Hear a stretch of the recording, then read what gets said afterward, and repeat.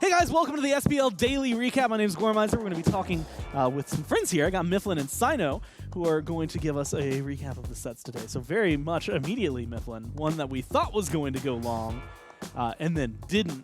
Warriors 3-0 the Kings, and it was pretty decisive. Yeah, I really thought all of today would go the absolute distance. I had plans and then canceled them. Yeah. And then that fast 3-0 for the Oni Warriors really threw a wrench in the works for me. And I think it's a clear delineation in punish game between those two teams.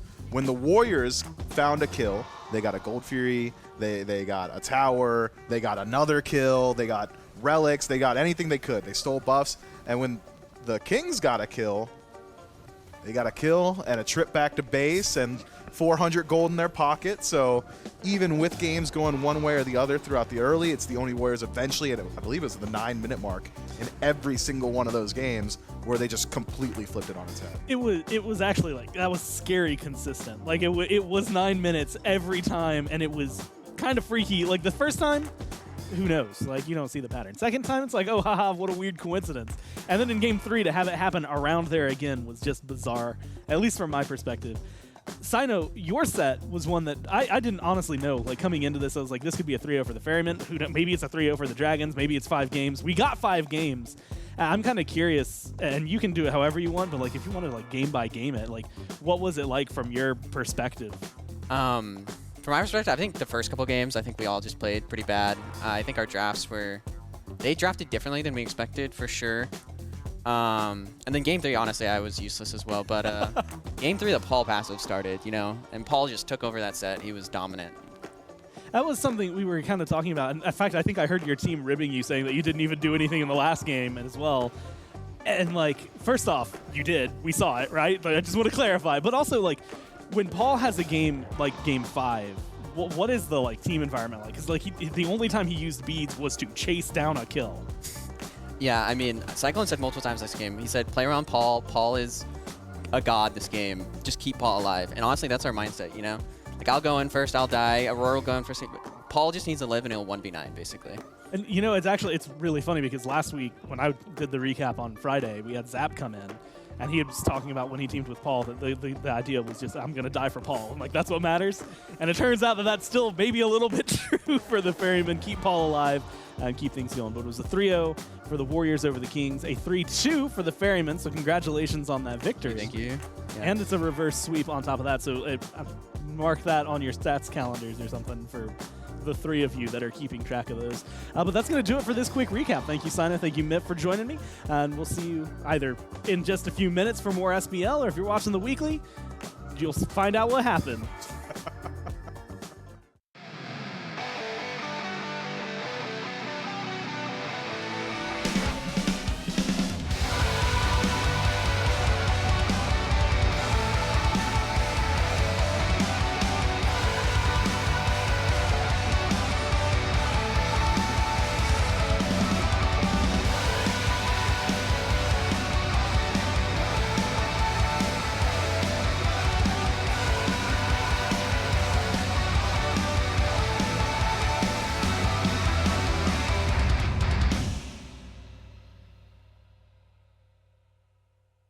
Howdy, Smite fans, and welcome back to Day 2, Week 3 of the Road to Worlds phase here in the Smite Pro League. I'm J-Mac. I got Mifflin joining me here on the desk, and we got 2 more great sets for you today.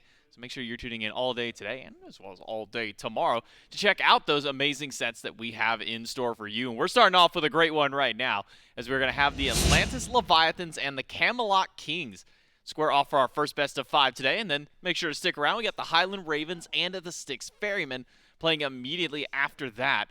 If you missed out on yesterday, go back and watch. Oni Warriors did manage to get 3-0 over the Camelot Kings. Then a 5-game set between the Ferrymen and the Dragons does go the way of the Styx Ferrymen, and that can now lead us over to our standings. We can see how things shook up after our matches yesterday. Oni Warriors have reclaimed their spot at the top of the Chaos Division with their win. Camelot Kings fall down to 2nd place. Styx Ferrymen remain the only undefeated team now in the league at 3-0. Atlantis Leviathans right behind them at 3-1, seeing who's going to continue that battle up towards the top side of the standings on the Order Division. But that leads us to our matchup now, which is the Leviathans and the Kings, sitting 3-1 and 2-1 respectively, both in that second seed.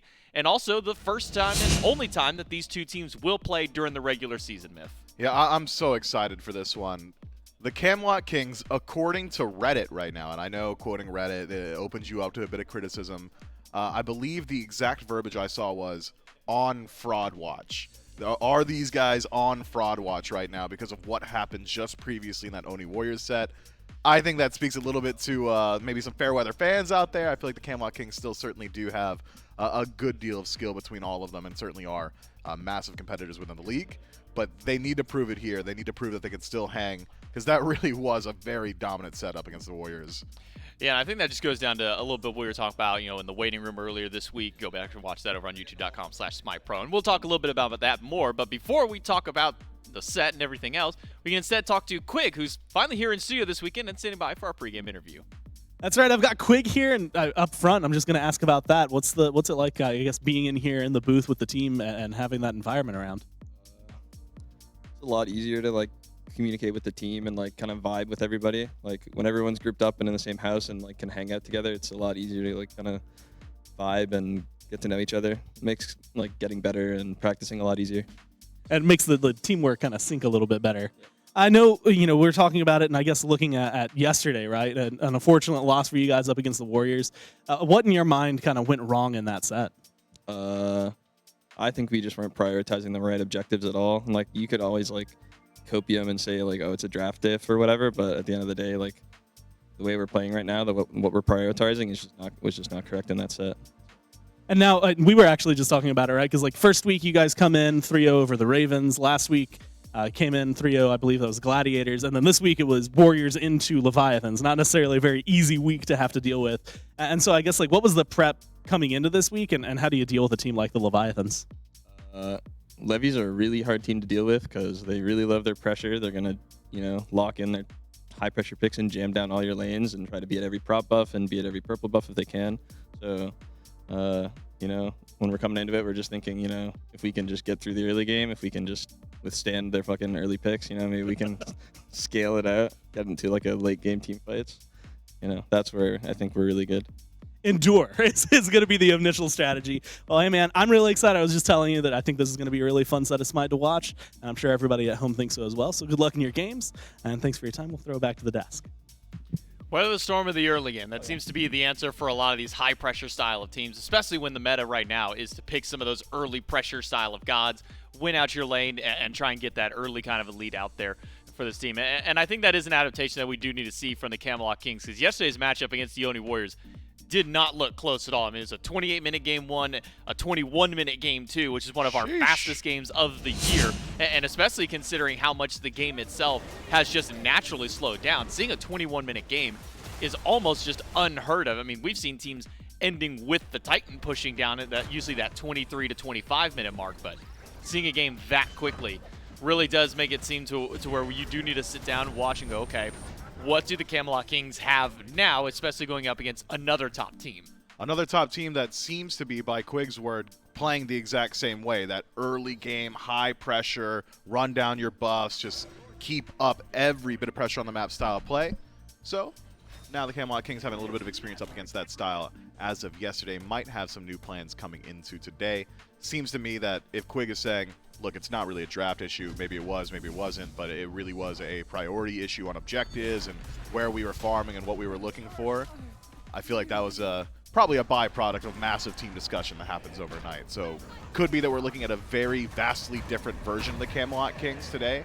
So far as play on field is concerned, I doubt we're seeing shifts in God Pool, at least not massive shifts. That doesn't happen overnight.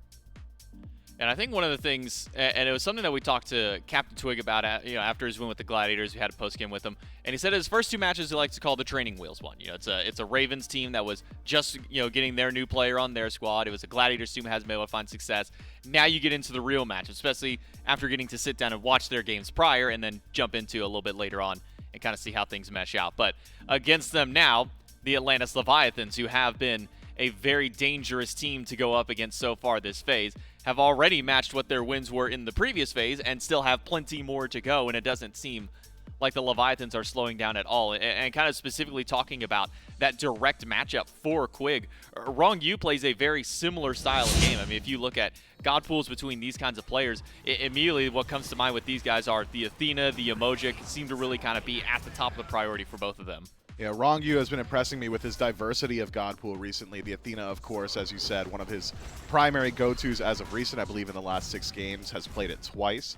Otherwise, has added things like Cerberus to the repertoire. Even Aphrodite has peeked her head into the meta for him. So maybe a little bit more eclectic. When I think of Quig, he goes a little bit more towards the Season 8 standards. No one else is really breaking out the Sylvanas right now. He's very much still willing to play things like the Ares too.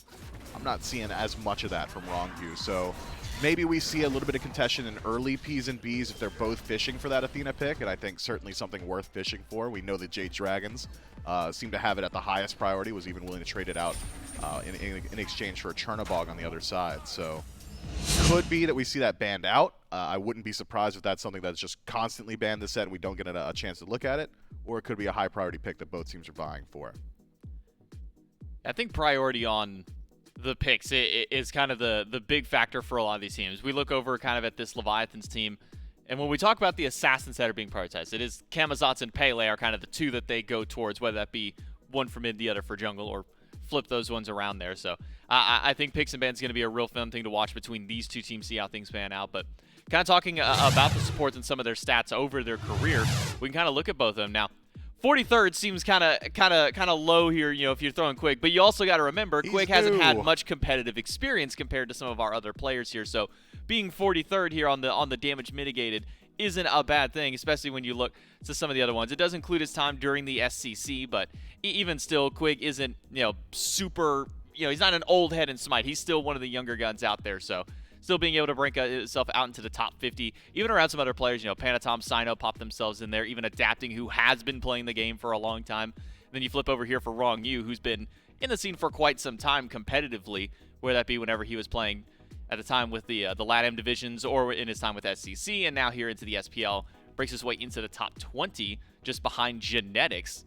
Actually funny enough to see there. And then still seeing some of the old head names in there that have really kind of cemented themselves into Smite's history. Maniac right below Wrong Yu, and then above those two up there, Raffer kind of popping his name. But just goes to show, I mean, this is, as the support, as your solo laner, these are the players who are most often going to be sitting at the front line, making sure that you are constantly kind of getting that damage soaked up for your team and being able to stand as that front line for your team.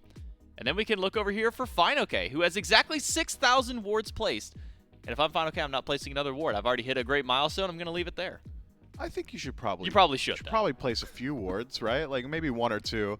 I think it's so cool that we get to see stats like this. Of course, hard to glean real meaningful information from mitigated, right? How often are you getting hit? Are you going to hit from ahead? You're going to stack more mitigated that way. You're going to hit from behind. You're not going to get as much because you're just dying immediately.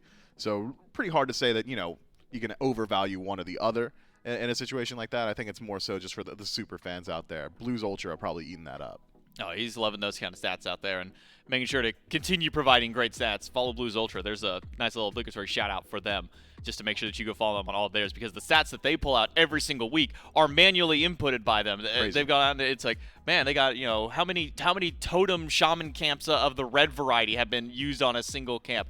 They've got that number. I asked that, how did you get that? I said, oh, I sat there for like 2 or 3 hours at the end of the day and just kind of manually counted every single one. It's absolutely insane, the kind of stats that they've been able to pull out as well. But here for this matchup, again, I mentioned picks and bans are a big thing, and I think it's because priority is different for a lot of teams. Some teams say, okay, we want to make sure we get an Athena first pick no matter what. Or other teams like the Fairmen are saying, hey, Chernobog's open, we're just going to snap block the Chernobog every single time. So I think seeing where the priority lies for these two teams kind of creates that diversity amongst the teams of the SPL. I think that for the most part of the 8 teams in the SPL, 7 agree on first pick. It's Chernobog. Maybe the Jade Dragons got Athena right there, and then otherwise we start to see the development and shifts in like 2nd, 3rd priority pick, or even 4th priority pick overall. Which mid laners are we really going towards? Are we trying to facilitate the assassin playstyle through mid? Are we playing the standard burst mages? Is it more so a warrior support meta? Is it just a roar playing the Guan Yu? I think those are the slight differences we start to see developing between these teams. As of now, and between the Kings and the Leviathans, I feel confident in saying Chernobog is that guy. There's a reason that I do believe Chernobog is still at 100% pick ban. I know for, I believe it was week 1, him and either Pele or Raijin were number 1, and then Chernobog was still there for number 2. Pele started falling off a little bit. I think Pele jumped up in week 2, but week 3 we've seen a little bit of downward. But I believe Chernobog is still the only god with 100% pick ban rate over the course of the entire first 3 weeks now of this season. So seeing that this god has such a high priority, those buffs that did come his way, that stem, just makes it so easy for him to be able to split push. Before, that longer duration on the stem, or the longer time between being able to use those stems, still could get that split push, get that global value, immediately jump over. Now you can do it so fast. It makes him such a strong tower killer and such a great boxer in lane. And I think the primary strength of it is something that Quig alludes to. It's the speed of play that Chernobog allows for your team. Oh, you want to take a fight in mid at the 5-minute mark or the 6-minute mark when everybody's level 5 or 6? ADCs can't get involved. Chernobog can. Chernobog can get there immediately, and he's going to make sure that team fight's always in your favor. Oh, you're getting camped on your blue buff on the opposite side of the map. Witchstone was there to defend it. Chernobog can defend it every single time, and it's going to happen immediately. And that versatility and where you're allowed to play on map is the primary strength of that pick, as well as, of course, just has great scaling come late game, decent boxing ability, as you said. Doesn't really have any weak points as far as I'm concerned, barring lacking a standard leap. Dashing in a wall and having a built-in Aegis in your kit feels pretty good, though. Well, we do have the picks and bans ready for the Camelot Kings against the Atlantis Leviathans. We jump in to that first game, P's and B's. We immediately see some of the high priority towards the Magical Hunters. Oleron going to be banned away by the Camelot Kings. Opposite side, Chernobog will remain at that 100% pick ban for himself. And along with more Magic ADCs, throw Freya into the mix. Those have been the top 2. We've seen a little bit of Soul. Haven't really seen Kronos pop up just yet for Magical Hunters. But not many people are playing the Soul either. You'd think, okay, Magical ADCs are doing really good. Where's Soul been all this time? Nobody's really going towards that, and it kind of leaves me wondering what the difference is between Oleron Freya versus having a Soul in that same lane. Well, for Oleron, it's the massive team fight ultimate and a bit of sustain for the rest of his allies. For Freya, she hits harder than everybody else in PvP. There's not a single Magical Hunter that's going to match her on DPS, has great chase bound potential and relative safety in the team fight. Soul, I think, is in an interesting position in that she is the absolute best at knocking down structures. We saw that in Phase 1 from the Gilded Gladiators when they were playing that pressure playstyle in lane. We were seeing 4 or 5-minute Tier 1 towers rotate across the map, do the exact same thing. When you're valuing PvP as we are right now, feels like there's a lot more fights in the early game than there was in Phase 1. I could see why you don't go towards the Soul nearly as much. But even with that said, I thought some of the changes to the rings in particular, just getting additional power on it over the last few patches, might just bring Soul back into the meta. She was the original, yeah, I'm a magical ADC, but I can also just be a mage as well. But haven't really seen her. Seems like the other standard hunters, with some of the crit options or pseudo crit options like Fail Not, just seem to outvalue her a bit.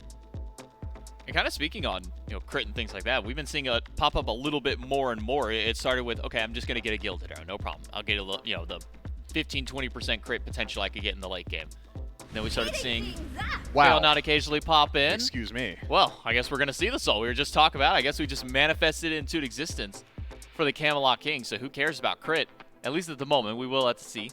Unless we want to see a Kronos from the Leviathans, maybe. Let's see if we can manifest the second one there. No, probably unlikely. And actually talking about Kronos, on the Magic ADCs, you mentioned gods that kind of flip from being a hunter style to being more like a mage. Kronos really seemed to be that one that made that full transition away from the I'm going to attack really fast and do a whole lot of in-hand damage to I'm going to kill a tower with an 800 damage poly shot from the rest of my build. Yeah, and also not even sacrifice too much in-hand damage thanks to that second ability. But I think you're right. Kronos, much less likely than the Soul. So we'll get a good look at what the Leviathans have eyes on here. Figure to be a solo selection. With Amaterasu available, a lot of teams just going to go ahead and grab that one, as she hasn't really got any poor matchups. Does initiate your fight very well and can survive a lot of those ganks. But there are other picks that perform similarly, with Sun Wukong still on the table too. Thought maybe we'd see that warrior pick slow down a bit. Khepri to flank it. It's interesting for the Leviathans. Rongyu flexing his muscles. Hasn't played Khepri in his last 6, but certainly is capable of it. And Khepri does allow you now to go for very aggressive dive style lanes. When I see a Khepri, my immediate concern is, okay, what assassin mid are you going to play? Who are you going to revive that's diving me at level 5? We'll see if the Camelot Kings have an answer to that. We've seen a lot of interesting answers to the Assassin mid.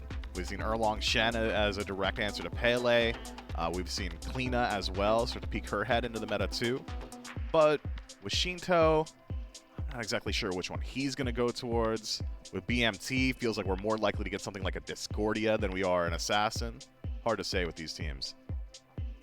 I think as far as the Assassins are concerned, we've seen BMT go towards the set once or twice. For Shinto, it's been Pele, set, Camazotz has also jumped in there. We'll see Pele for the Kings, but we'll hold our breath to see where that one goes, because now Raijin being covered and locked in will give us the answer as to who's going towards that mid lane. BMT with a mage and Captain Twig going to be piloting the Pele for his squad. So we've got the damage dealers now for the Camelot Kings. Is there something from this composition showing right now that you'd like to see now kind of closed up here by their frontliners? Yeah, just an existence of frontline, right, for the Camelot Kings. We got to see something there. Standard Initiator CC, I think, going to go a long way, but you also want backline dive disruption. Another thing you look at your team compositions with when you're playing up against a Khepri is, where's our AoE damage? How are we going to split his attention? If we're always hitting one guy, it's so easy to exist as Khepri because you just have to revive the one guy. So now with Raiju spreading damage throughout the fight, one of the unique strengths of Soul being that she is kind of still a standard mage even when she does itemize towards the auto attack style build, means that there's a little bit more AoE to play with there. Volcanic Lightning has a little bit of AoE, so I think there are great answers to Camelot Kings in team fight as far as DPS spread. Now it's just, how do we start our team fight? Is it going to be a warrior running in every single time? Are we going to start looking towards things like the Thor out of the Soul lane so you can get the fight started from global presence? We'll have to see. As the Leviathans take the Mercury, Adapting's played this, I believe, once in his last 6 games, and it was an incredibly potent performance. It elected to go towards crit incredibly early in the build. I believe it was Rage first slot, immediately the Deathbringer. A good performance to be sure, but it is slightly slower. It takes a little while before you're going to get that value from Rage. So up against presumably a Pele in the jungle, I think you can expect Adapting to get a bit outpaced here. Second wave of bans comes and goes just like that. Ganesh, Cerberus, Morgan Le Fay, and Heimdall, interestingly enough, on the opposite end. Not to say that Panda Cat's not a Heimdall player, but doesn't strike me as Heimdall at the moment. Kind of an idea there. And Morgan Le Fay has kind of been on the resurgence so far for some of these mid laners. Currently being hovered, Martikros, which we don't see nearly as often after some of the nerfs that came his way, the ultimate getting increased on cooldown time, the grass not lasting as long anymore, some of his cooldowns being nerfed. Kind of fell out of favor from a lot of the Hunter and mid lane players. So we haven't been seeing him nearly as often. Might not even be seeing him now. Talk all about him. Go ahead and hover to something else instead. We'll wait to see where that one gets locked in, but we'll be on her to go alongside the Khepri. But I think going back to what you were bringing up earlier, you have the Khepri. Who's going to be your diver? It seems that Adapting's got that answer with that Mercury. Yeah, so Sonic Boom to put you in the back line every single time and just say, I'll stick to him, deal my damage, and trust that Scarab's Blessing will be coming my way. Honor can return damage from a range. Amaterasu is going to join you in that front line. And that does allow Khepri to play that front-to-back style of, okay, I can give protections to my allies, but I'll make sure my divers get out alive. Fafnir lock-in for the Camelot Kings. I believe a first time this phase. I mean, he's pretty decent right now. I thought we'd seen the last of Fafnir with some of the Ares changes. Bolster defense feels like it's a pseudo-coerce that now also gives massive protections, but with Ares taken away, it seems Fafnir is going to be the answer. This can really speed up some of that structure play. If the Camelot Kings want to knock down towers quickly, Soul Fafnir, I mean, you can't really ask for much more. So Fafnir and a Hercules to grab your front line, and Leviathans go for Anubis. That feels for the so mid bad lane. here, no? I'm looking across the board. I'm seeing Raijin's got good damage to a target who's sitting still or kind of sitting still. I mean, depending if you're channeling ultimate or one. I guess you have knock-up immunity from the Pele if you get dove on. Can't get, or you just still get hit by the damage of the two, but won't interrupt you. But man, I look at this. This just does not feel like a fun Anubis game. No, this looks like a game where it's miserable to exist as Anubis. I mean, let's keep it a buck. Fafnir and Hercules is going to make Plague of Locusts impossible to channel in any meaningful team fight.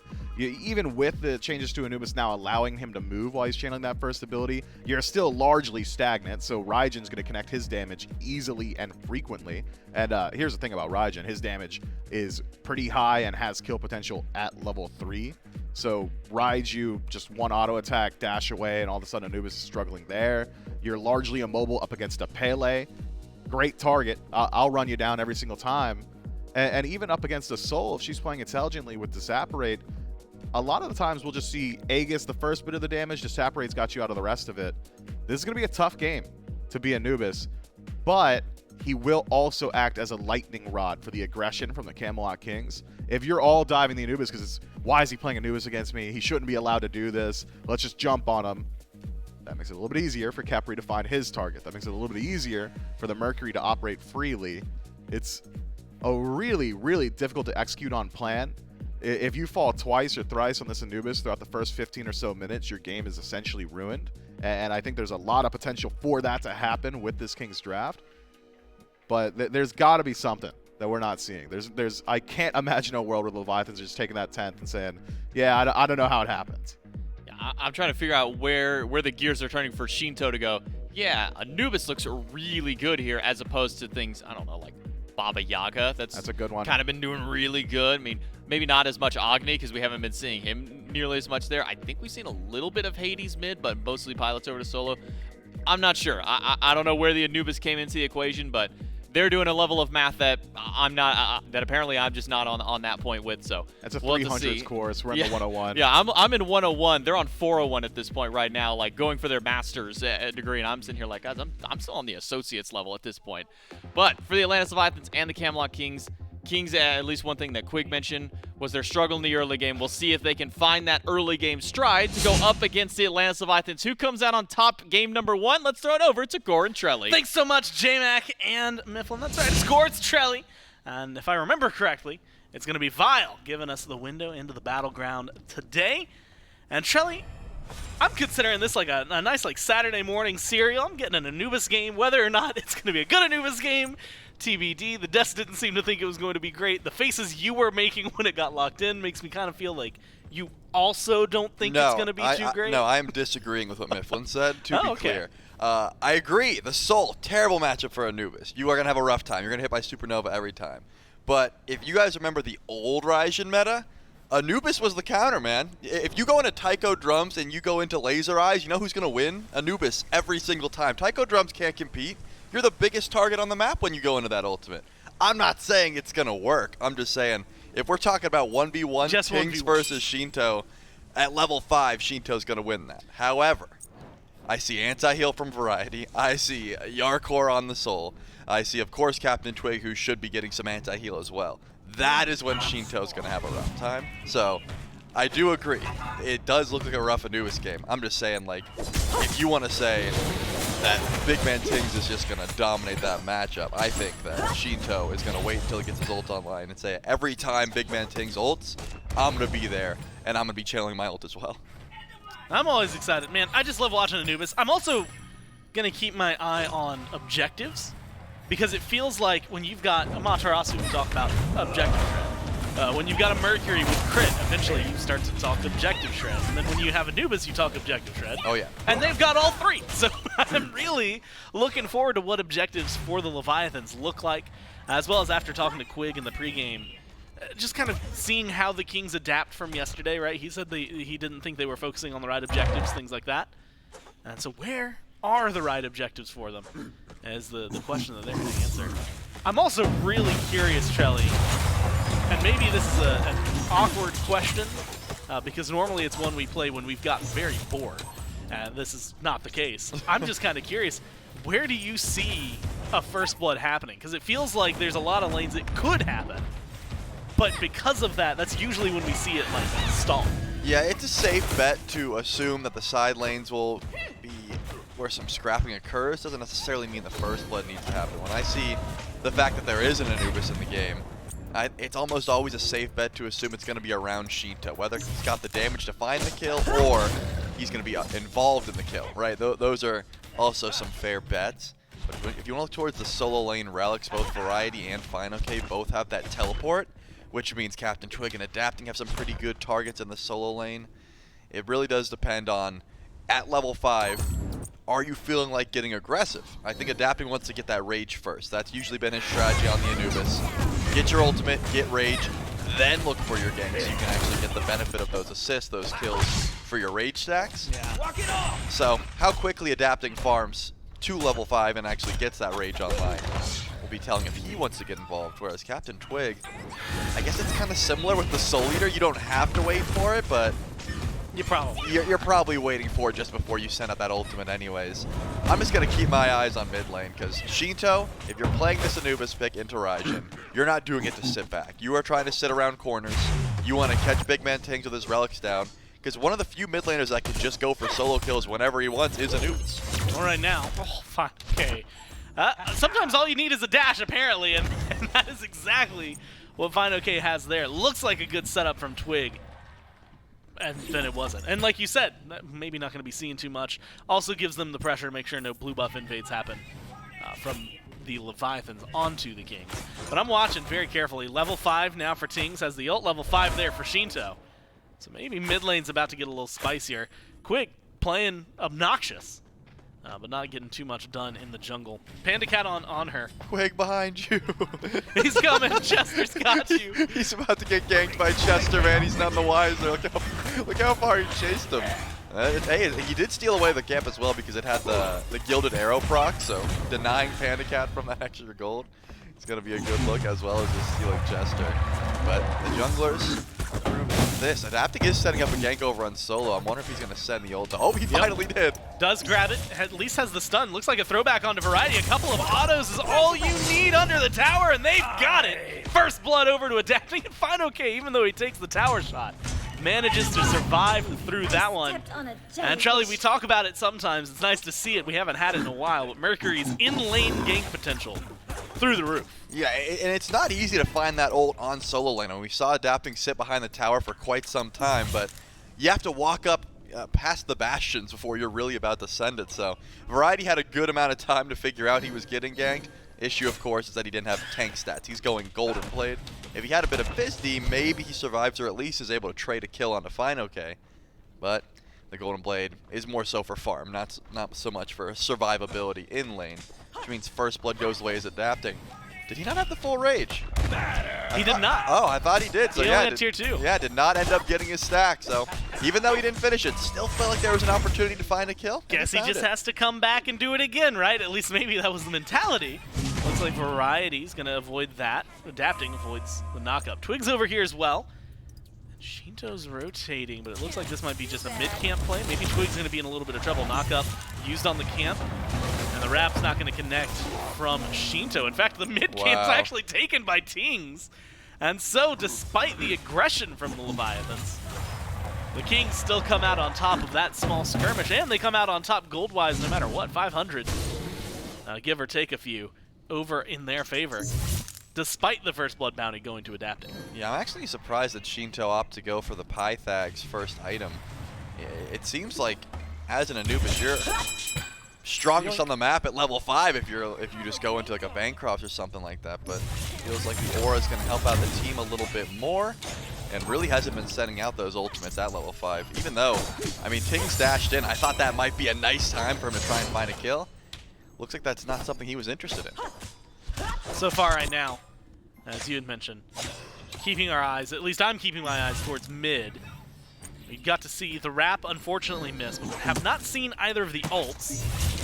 Tings' presence in general has actually been pretty solid on the Raijin throughout this phase, it feels like. Tings in general is always solid. You can just bet on him. And so, I want to see more from that matchup, which to me means that, you know, just knowing my luck, it's going to be very stale until they get to team fights, and that's when we're finally going to get to see maybe break free and get something done. Same thing for this long game. Even though you've got a little bit of poke, I'm actually wondering, Shelly, do you think the Kings are having like some flashbacks every time like a pillar comes up? They're just like, no, not again, not again. After Genetics game yesterday? I think that, and the thing is, when I saw the on her lock in during picks and bans, I was even like, this is obviously going, because there was already a Kepri locked Yeah. in, but I was like, huh. now that that's been implanted in my mind, I'm thinking about all the plays that you can make with the pillar. That would be such a mental game of chess. Like, I'm going to lock in on her support strictly because... It was just locked like, in against the Kings. Yeah, like, and like just to mess with them, get in their own heads. Yeah, but it's just something that Pan the Cat has really liked playing, and I think that it has a decent time in the soul as well, right? When you have Stellar Burst, it's one of those moves that can easily be blocked, right? You're sort of in an auto attack. It's going to be coming straight from your character, so you can try and avoid that. Yarkor isn't having too much, solo lane potential, or solo kill potential, I should say, up against and on her. But it's Supernova that you're really looking towards, and the Pillar's not going to help you up against that one. That ability can be very hard to try and juke if the slow connects, and that's something that Yarkor is probably going to be looking to pretty consistently here in this lane. And that's, again, the reason that we were talking about Anubis being such an issue. You're standing still, and it's very easy to hit all 8 ticks of that ultimate.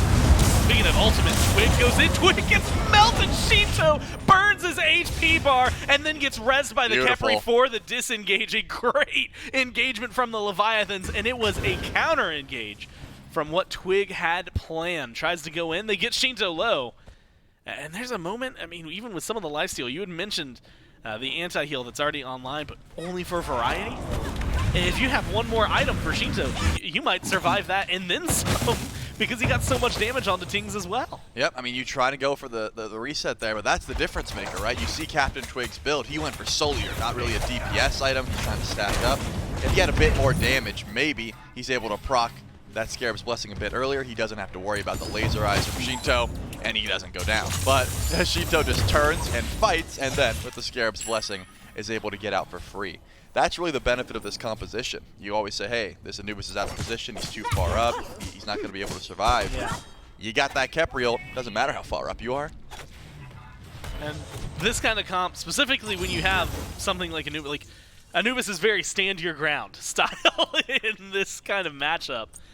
And as we saw, it can work out pretty well for him, at least in terms of getting a kill. Also puts a stack onto Adapting's Rage, a much needed pickup one. And Trelly, I do want to ask, because we kind of talked about this, we were theorizing, I think we had talked about Gooseberries plus Rage as the more ideal start, because even though it doesn't give you the same power spike, maybe it changes something else. Speaking of power spikes, they might be looking for a little bit more. Leviathans positioned for a Fury, and then for a fight. Seems like they're going to have to give up on both. But Adapting now, leaning harder into the crit. I'm anticipating this to be a Deathbringer. Is that too early for a Deathbringer? It's never too early for a Deathbringer as far as I'm concerned. If you're going to start Rage, hey, at this point, Adapting's not trying to bait like he's not going crit. He's like, maybe I can hold off on the crit for a bit, see if anyone doesn't build Spectral. No, he has shown his hand and already has those Rage stacks online. Does Panda Cat build into crit is my question, because he's got the Ornate Arrow. Tells me he definitely wants to. The Shred build is not as solid from this spot. It's when you start stacking up 2-3 crit characters on your team, it's where it might become an issue. But because you have Anubis, it's not as if the Camelot Kings can just stack Fizdie. The Anubis can shred through just about anyone on the map. Already has the Typhon's Fang online, which means tanks aren't going to be that big of an issue. And we're going to see Captain Twig get melted as well. Yeah, and there's the ults again, maybe a little bit late. Adapting as well, a little too slow, but it does not matter because our core is the one who gets shredded through this time. They pick up 2 with Twig finally chased down. Look, Mercury got a speed. He's going to chase it down somewhere. Picks up exactly what he needs. And now for the objective burn that I was talking about earlier this game. 10.5 minutes in, Gold Fury to the Leviathans, 4-0, Trelly. About 1,000 gold, actually. They haven't overall been out farming the Kings, but at least the kills and now objectives are going their way. Yeah, that's the thing. I mean, Yarkor has been dominating the left side of the map. He got that tier 1 tower pretty early on. Adapting, we'll be able to dash away. Raiju, not quite proc there. And that's the thing. I think the duo lane has been able to get some good farm. Ron Yu hasn't really been getting too much.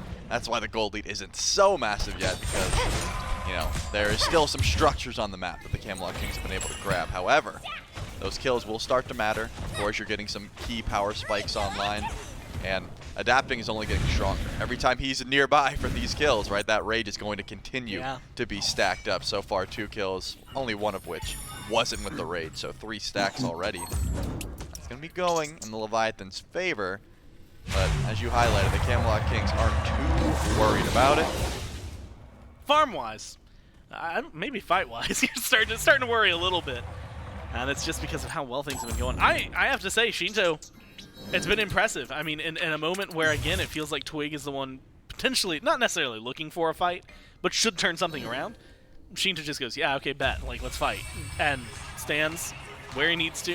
Plagalocus giving him a little bit of movement still.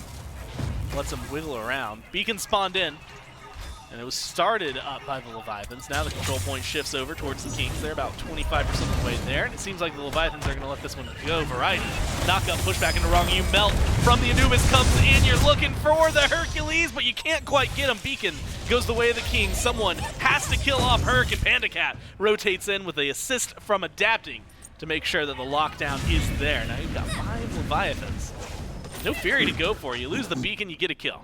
That's the issue with trying to rotate out early, right? Variety feels like he's tanky. He shows up, gets near Shinto, and says, wait a second, I don't have any magical defense yet. With the help from Panda Cat, they just shred through that Hercules immediately. And he's going to work on some magical defense now, but not going to be enough for that first rotation. The Leviathans are able to grab another kill for themselves after the Beacon goes down. I do like that the Camelot Kings are still getting aggressive, though. Despite being down, they recognize, hey, gold-wise, we are fine. We can still group up for a Beacon push. We can still group up for a fight if we so choose. And all of that from a great pull on the wrong U. I thought that Kefri might be in a bit of a dangerous spot, but now Captain Twig's in a dangerous spot. Yeah, it looks like might be able to get out because of the tower. Push back onto Adapting. They actually turn this one around. No goose egg for the Kings anymore. First kill for them. And it goes over to Twig, thanks to Adapting with a push. Unfortunately, or sorry, Variety with a push. And unfortunately for them, that same push unable to secure the blue buff. So you lose Adapting, you get blue. That's never going to be worthwhile. And he is still that one away from Evolved Rage. Now the Kings feeling confident with no Mercury on the board. Start up. The Pyromancer. Variety coming around. Panda Cat's going to rotate in as well, but you've got to do a lot here. Shinto tries to get some stuff done with the ults, and the damage is spread, and actually they're not touching because of the Scare's Breathing, and that's opened up so many opportunities for him. Boulder's going to get the kill, but you've got a lot of return damage. You stopped him from getting the Pyro, and now you're finding kills left and right. Adapting comes back in, kills off Tings. Variety goes down. You need a little more damage if you want to get to Twig or to Quig, but they're going to have to limp away from this one. The Leviathans step up, call the bluff, take the Pyro, and now are going for 5. These some low health bars here, but with the extra damage from Adapting and Panda Cat making that rotation, it seems like the Fire Giant will go down, but Quig's nearby, has to go for a Miracle Steal. The Hammer can get body blocked, but the Disarm not enough. The Leviathans grab it, and they should get another kill on the Twig. Quig, man, Quig and Twig. This is going to get annoying, but it's okay. Quig falls down, and another kill for Adapting. There was a point, I felt very confident about my Quigs and Twigs. Yep. And then Inbound said, wow, those are real similar. And it feels like since then, my brain has accepted that they're real similar. It cannot. Unfortunately for Quig, he dies. It's just messed up they had to get on the same team, man. Yeah. Real, you know what? Go watch the Jake documentary on youtube.com/SmitePro, and you know exactly who to blame for the machinations of that roster swap. Right now, I think you got to blame Adapting. You want to blame Shinto? I don't know. Something for the success of the Leviathan. Someone is to blame. And maybe it's all of them. Maybe a little bit of wrong you there as well. Shinto lives so long because they refuse to proc the Scarab's Blessing. Yep.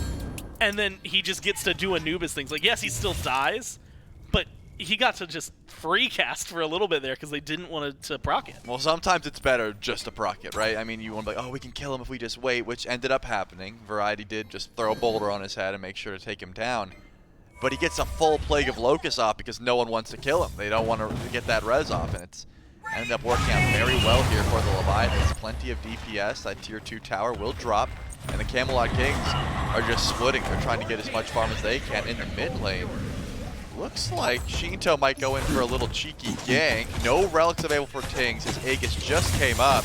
Will Shinto be able to find a kill here is the question. Yeah, there's a lot. He's got Adapting to help him out. What a great ult from Adapting. Finds 2 for the lockdown. Laser Eyes burn through Twig's health bar. What a play from the Leviathans off the back from Adapting. But like you said, positioning from Shinto to get aggressive. And it immediately thwarts it. Saves the tier 2. Gets a kill.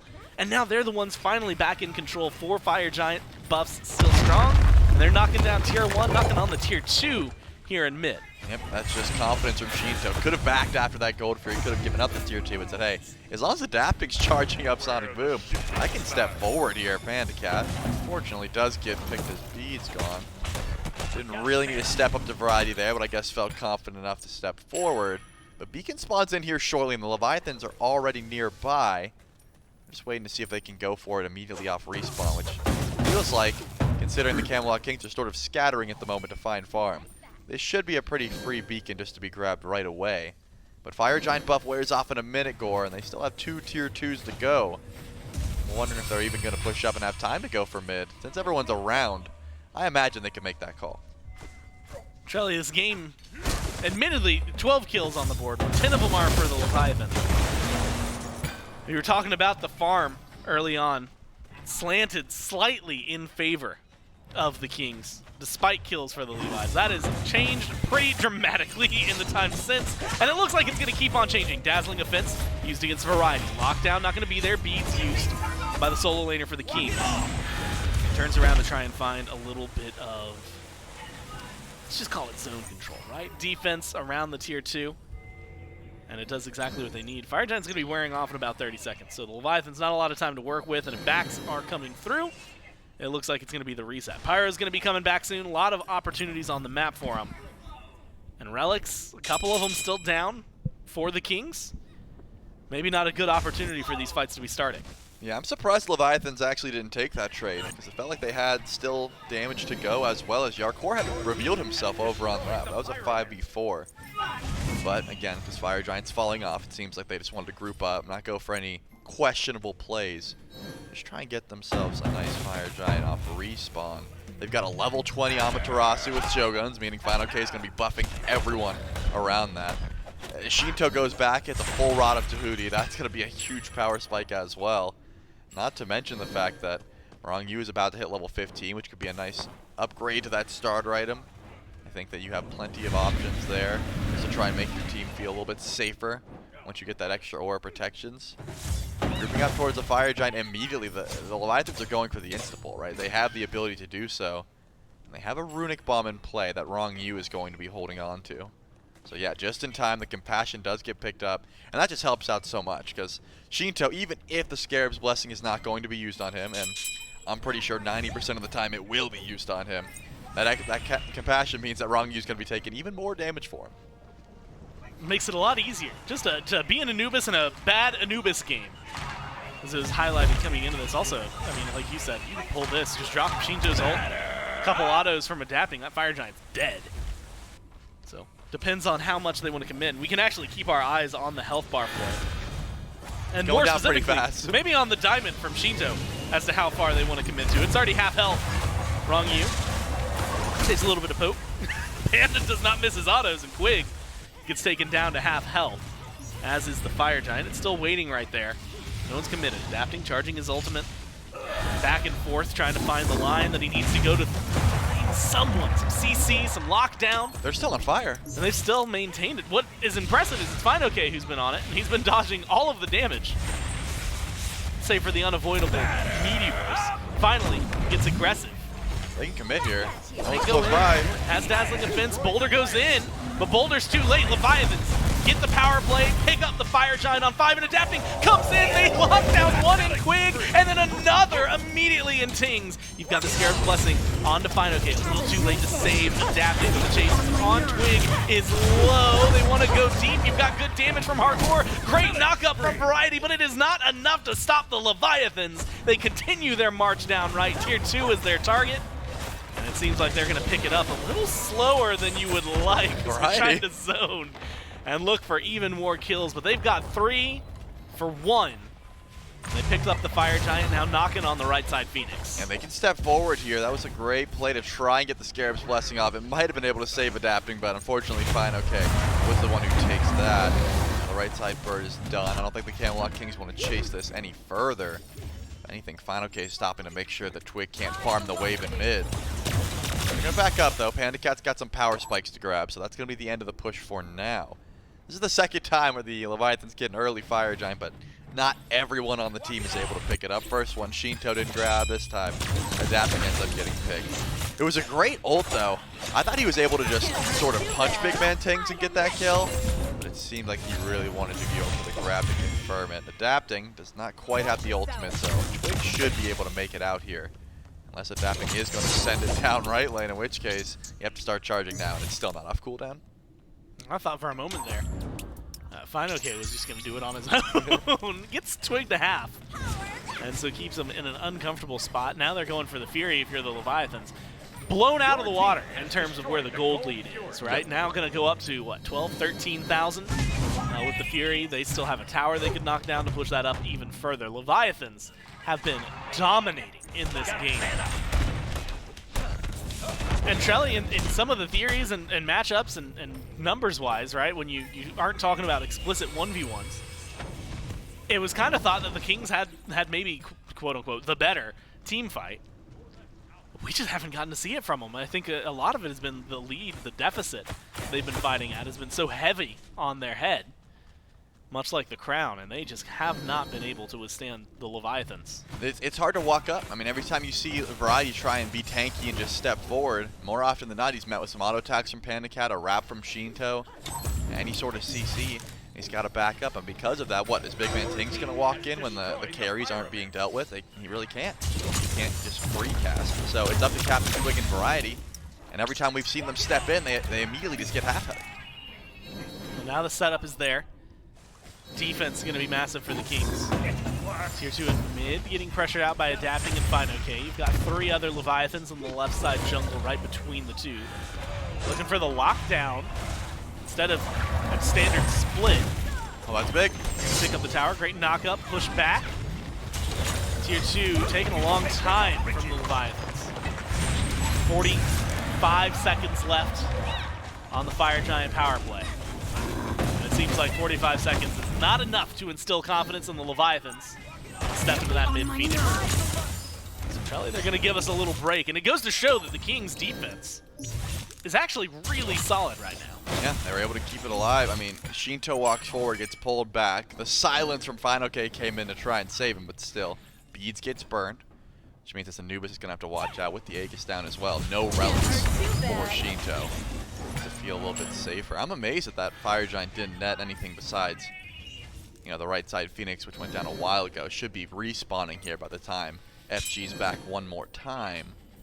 But this gold lead is still looking very difficult to try and come back from, right? The defense, sure. Underneath Phoenix, you feel confident at the Camelot Kings. You can stay there. You've got decent wave clear. You know, you're not in too much threat. But the jungle fight's a bit different. We saw what happened last time. Tings goes a little bit too far, has to dash away. Adapting is able to just ult through the entire jungle and chase you down. You're not getting back to base, right? The Camelot Kings can either stay there and fight, or don't show up at all. Trying to run away from a team with Amaterasu and Mercury is not easy. So do the Camelot Kings even step up? I'm going to say no. I don't think they even step up towards this because it's not enhanced, right? This is a regular Fire Giant. Maybe you send Variety since he's got regrowth and beads, but I'm not imagining you send anyone else to try and defend this Fire Giant until it actually does become enhanced in about 5 minutes. That's a much safer play, considering that Yarkor and Captain Twig are on the left side of the map, and Twig is going to join them. I think the Camelot Kings are on the same page. I think that speaks maybe louder more than anything as to how good the shred from the Leviathans is. That we've seen 2 Fire Giants already, and we're going to get our 3rd before they're enhanced. Boulder over the wall from Variety. Good attempt. Not going to find it. All you need is one more hit. Adapting's got that. It was a nice little trail off there from Shinto as well. Make sure that that damage connected. Titans are going to be on left. Fire Giant finally for the Leviathans. They get it on 5. Chaos Titan in its push going to get knocked down and driven back. I don't suppose the Order Titan's going to last that long, especially when you start to factor in. Goodness, imagine if he had ult. Right side Phoenix. Oh my God, yeah. Not adapting. Twig maybe counting his lucky stars right now. That was with beads as well. If he had ult, Twig was gone there. Insane damage numbers, and that's going to keep on rolling. Adapting and Finoke are a 2-man wrecking crew. You've got Quig Twig here, though, to really facilitate the players and what they need. And it is crit after crit, punch after punch, and adapting They can't end. with 3 massive kills. Look at the Titan. The Titan, no, it's over at the tier 2. Someone's got a back for it. Oh, what feels like a great game-ending play. Shelly, we're going to be here for a few more minutes. Yep, Final K has to go back to deal with it. Look at their positioning. Yeah, with the help from Rongu, they're ready. They are ready to kill the Titan when it gets there. And you got 20 seconds. And you got Shinto's ultimate as well. Can you even kill Variety? Oh, yep, you can. Turns out that you can kill Variety. He's gone. Just Twig for 15. Do they walk in and kill the Titan on respawn is the question. Let's see if Captain Twig can even stop him. No tanks, just the damage dealer. Shinto adapting, Panda Cat. Ult used by Shinto. Twig, no opportunity to stop. Health bar's a little low, and you've got 2 seconds. Tinks is going to be coming in. Titan falling. Do you have the damage? You got enough for 1, but not enough for any more. Game 1 over to the Leviathans. Yep, as long as Adapting's able to get off to a good start, as long as Shinto is able to be kept alive with the Scarab's blessings, that was a great comp. And I think from the get-go, that was kind of their plan, right? Bait into this Raijin pick, make sure that Tinks can't do what he wants. Anytime he goes into Taiko drums and Shinto is around, he has to cancel and leave. And we saw that a few times where he would step forward and immediately would try and run away. And if you're running away, guess who's good at chasing you down? It's going to be the Mercury. What I really like is at the end there in the player cam, you just see Adapting like lift up his drink. He's just kind of standing there like that was the embodiment of just another day in the office for him. Sure. And it's insane because, 30 seconds ago, he's part of the reason they're able to do so much, right? 3 kills, 2 of them onto him, 1 of them for Fine OK, but we know who was doing the damage. It's just something, it feels like there was a multi-level threat there. And the Kings didn't know who or what to deal with at any point in the game. I mean, that's the issue, right? Because when you have so much tank shred, Variety wants to go and wants to try and force those ults down, wants to try and force escapes. Twig wants to dive with them, but they can't survive. Yeah. And that becomes a big issue. And we got to see that a lot. In fact, there was just that one moment, like if Shinto has his ult, Twig's not even there to have that conversation anymore. Unfortunately for him, the next time they fought, Shinto did have the ult, and he wasn't there for that conversation much longer. 1-0 lead for the Leviathans in a very entertaining game number 1. We'll see if the Kings can bounce back, though, right after this.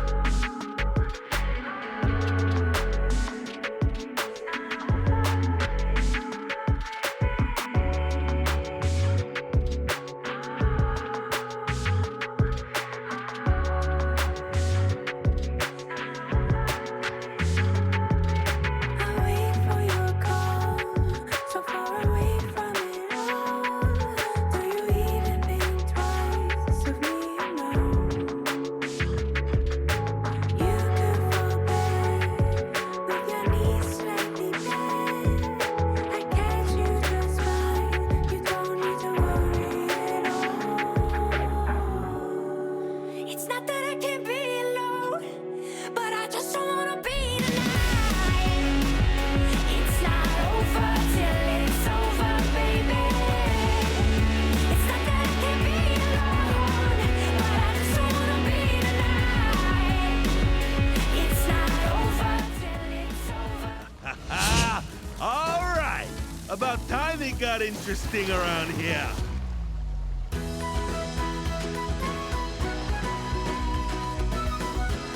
It's okay to be impressed. Wiki wiki. Don't worry, I gotcha.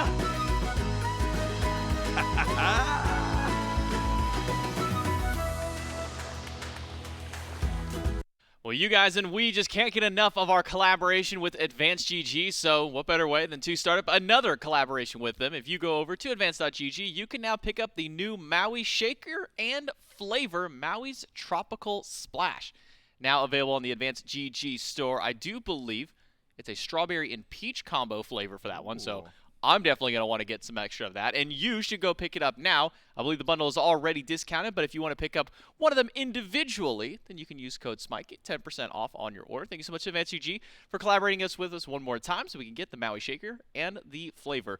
Here in game number 1, though, Mifflin, this was not particularly close between these squads. Leviathans adapting, Shinto just kind of ran the show as that 2v2 combo. And Wrong, you made sure that if one of those two was in danger, they were no longer in danger, keeping that Scare's Blessing available for them at any given time. Yeah, I thought I had really liked the King's composition going into what the Leviathans had brought here, but it was under the stipulation that the Camelot Kings could survive the early game, get to a mid-game team fight, then play in the 5-on-5, leveraging that AoE. And instead what we got was Leviathan striking first and early in the solo lane into an immediate rotation towards mid.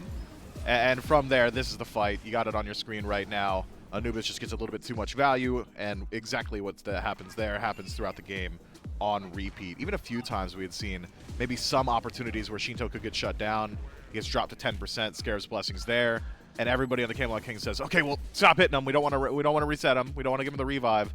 And she just says, okay, well, if you're not going to touch me, I suppose I'll simply just do all my damage before I die. And if that's the case, if Anubis is allowed to free cast, seems like he's going to put out a lot of damage, topping the charts. And he did. 23K. Right behind him, adapting at almost 19,000. Insane. And by the way, highest player damage on the Kings was only 12,500. That was Big Man Tings. I don't know where much more I can go with that one, essentially, except that it's half the damage of what Shinto did by himself on this Anubis. Everyone else just falling a little bit further behind in that regard. A 3-0-8 final K for the Amaterasu, 407 Panda Cat on the Onher this time. Only a few deaths on the team, but all of those were to Shinto and Adapting, who, as mentioned prior, were the two who were getting active across the map, forcing these Scare's Blessings upon themselves. And I think you're right to say, if you just ignore an Anubis with a Scare's Blessing, he's going to do a whole lot of damage. Now, my mentality is, I don't care if there's a Scare's Blessing on Anubis. I'm going to hit that guy if he's channeling one or ult, because he's going to hit me a whole lot harder at that point. We'll see what changes do get made, though, for the Camelot Kings in game number 2. As we jump into the picks and bans, Kings back on first pick side once again.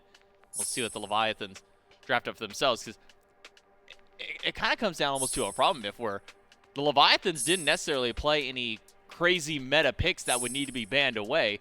I mean, sure, you have Amaterasu, but do you really want to use a ban on Ama? I guess Yes. the Camelot Kings said, yes, we do. But I don't necessarily think that Ama was the problem on the Camelot Kings that you needed to ban away.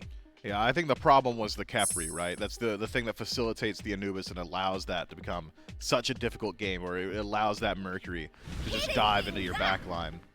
Be a sole first pick once more for the Camelot Kings. High priority order. We know the Atlantis Leviathans like taking this pick. Panda Cat's played it a fair deal, so the Kings essentially using it as a ban away. I don't necessarily hate that, but it has left a lot of value on the table. You get your pick of leftover warrior, I suppose. Amaterasu was the answer from the Leviathans previously. Now, maybe Sun Wukong gets a few eyes on him. Otherwise, though, you could just go straight back to the Capri. The Camelot Kings did not show me that they have a game plan to prevent that from happening. And there are other picks besides Anubis, if Anubis gets taken away or maybe you don't like it twice in a row, that can perform the exact same way. Just get in the front line, do a lot of damage quickly, and trust that Khepri's going to be there. Camazotz is the lock-in. That's going to serve as a bit of a flex pick. Could go solo, could go jungle, could go mid. For the Leviathans, as of recent, has been going mid more frequently. And then pair it with their next favorite assassin in Pele. This gives some flex between both Shinto and adapting to see which one wants to end up taking this pick, because both of them have been piloting these two assassins. And again, as mentioned, still could have some solo flexibility for the Camazotz. I wouldn't be surprised there's solo flexibility with the Pele as well. I mean, we saw what I believe Sino was building on Pele in the jungle, which was I built my 1 damage item and then I went full tank after that, and I was still out trading and outboxing every single person on the map. So still some viability for a pick to go to one of those 2 spots. But now for the Camelot Kings, do we see adjustments made for themselves from game 2 or from game 1 now here into game number 2? Let's see where they go for their lock. I believe in this case previously it was Pele and Raijin. Obviously cannot get the Pele. Raijin still on the mark if the Camelot Kings want to go for another magical mid. Or do we see BMT shift up, go to one of the assassins, maybe go towards a hunter set still available if you want to go towards that assassin mid. Other assassins still notably available in that regard. And we've seen Susano's mid, we've seen Tsukiyomi's mid, maybe not as of recent. We've also seen Kleena from BennyQ. But Lancelot being hovered.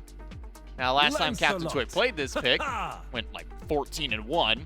Don't expect that exact same level of performance, but this is a good adaptation. Take the Khepri away from the Leviathans. Prevent some of that dive potential, too. The Leviathans have very strong dive with just their top 2.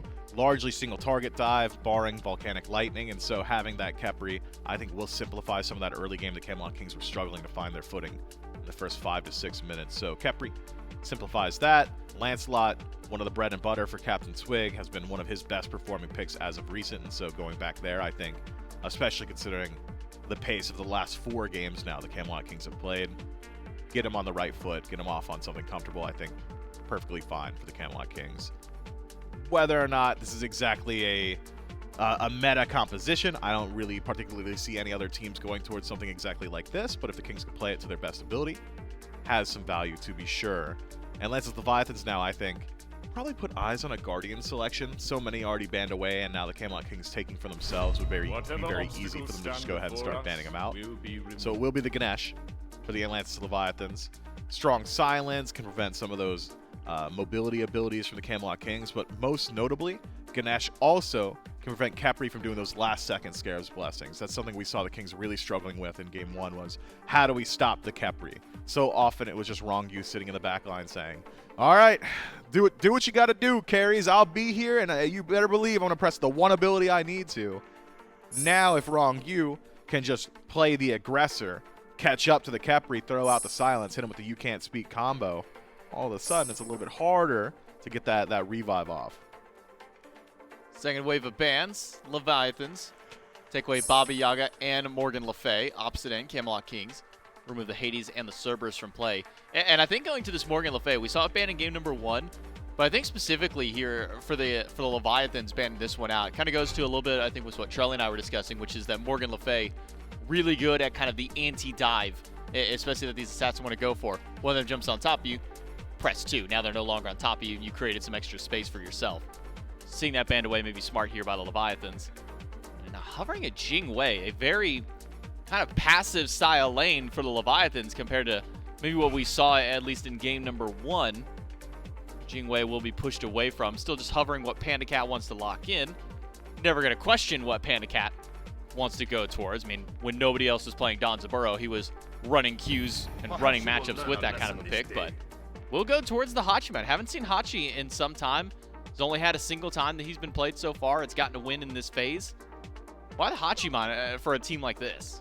It's got good chase down potential, so something we sometimes see with double assassin compositions is that they struggle to actually secure their kills because it's pretty telegraphed when they're going into the back line. It's pretty telegraphed where the damage comes from. You're not going to get surprised like you would from like maybe a mage ultimate that's, oh goodness, it's 1,000 damage. So having the ultimate there from Hachiman every single time to just say, hey, you can't outrun me. feels pretty decent. But also, if you've got a double assassin composition, the likelihood of you playing through your duo lane is pretty low. You could have some jungle rotations there, but for the most part, you want to play through mid pressure. And so controlling mid camps or looking for red invades and things along the likes will generally leave your ADC alone on an island.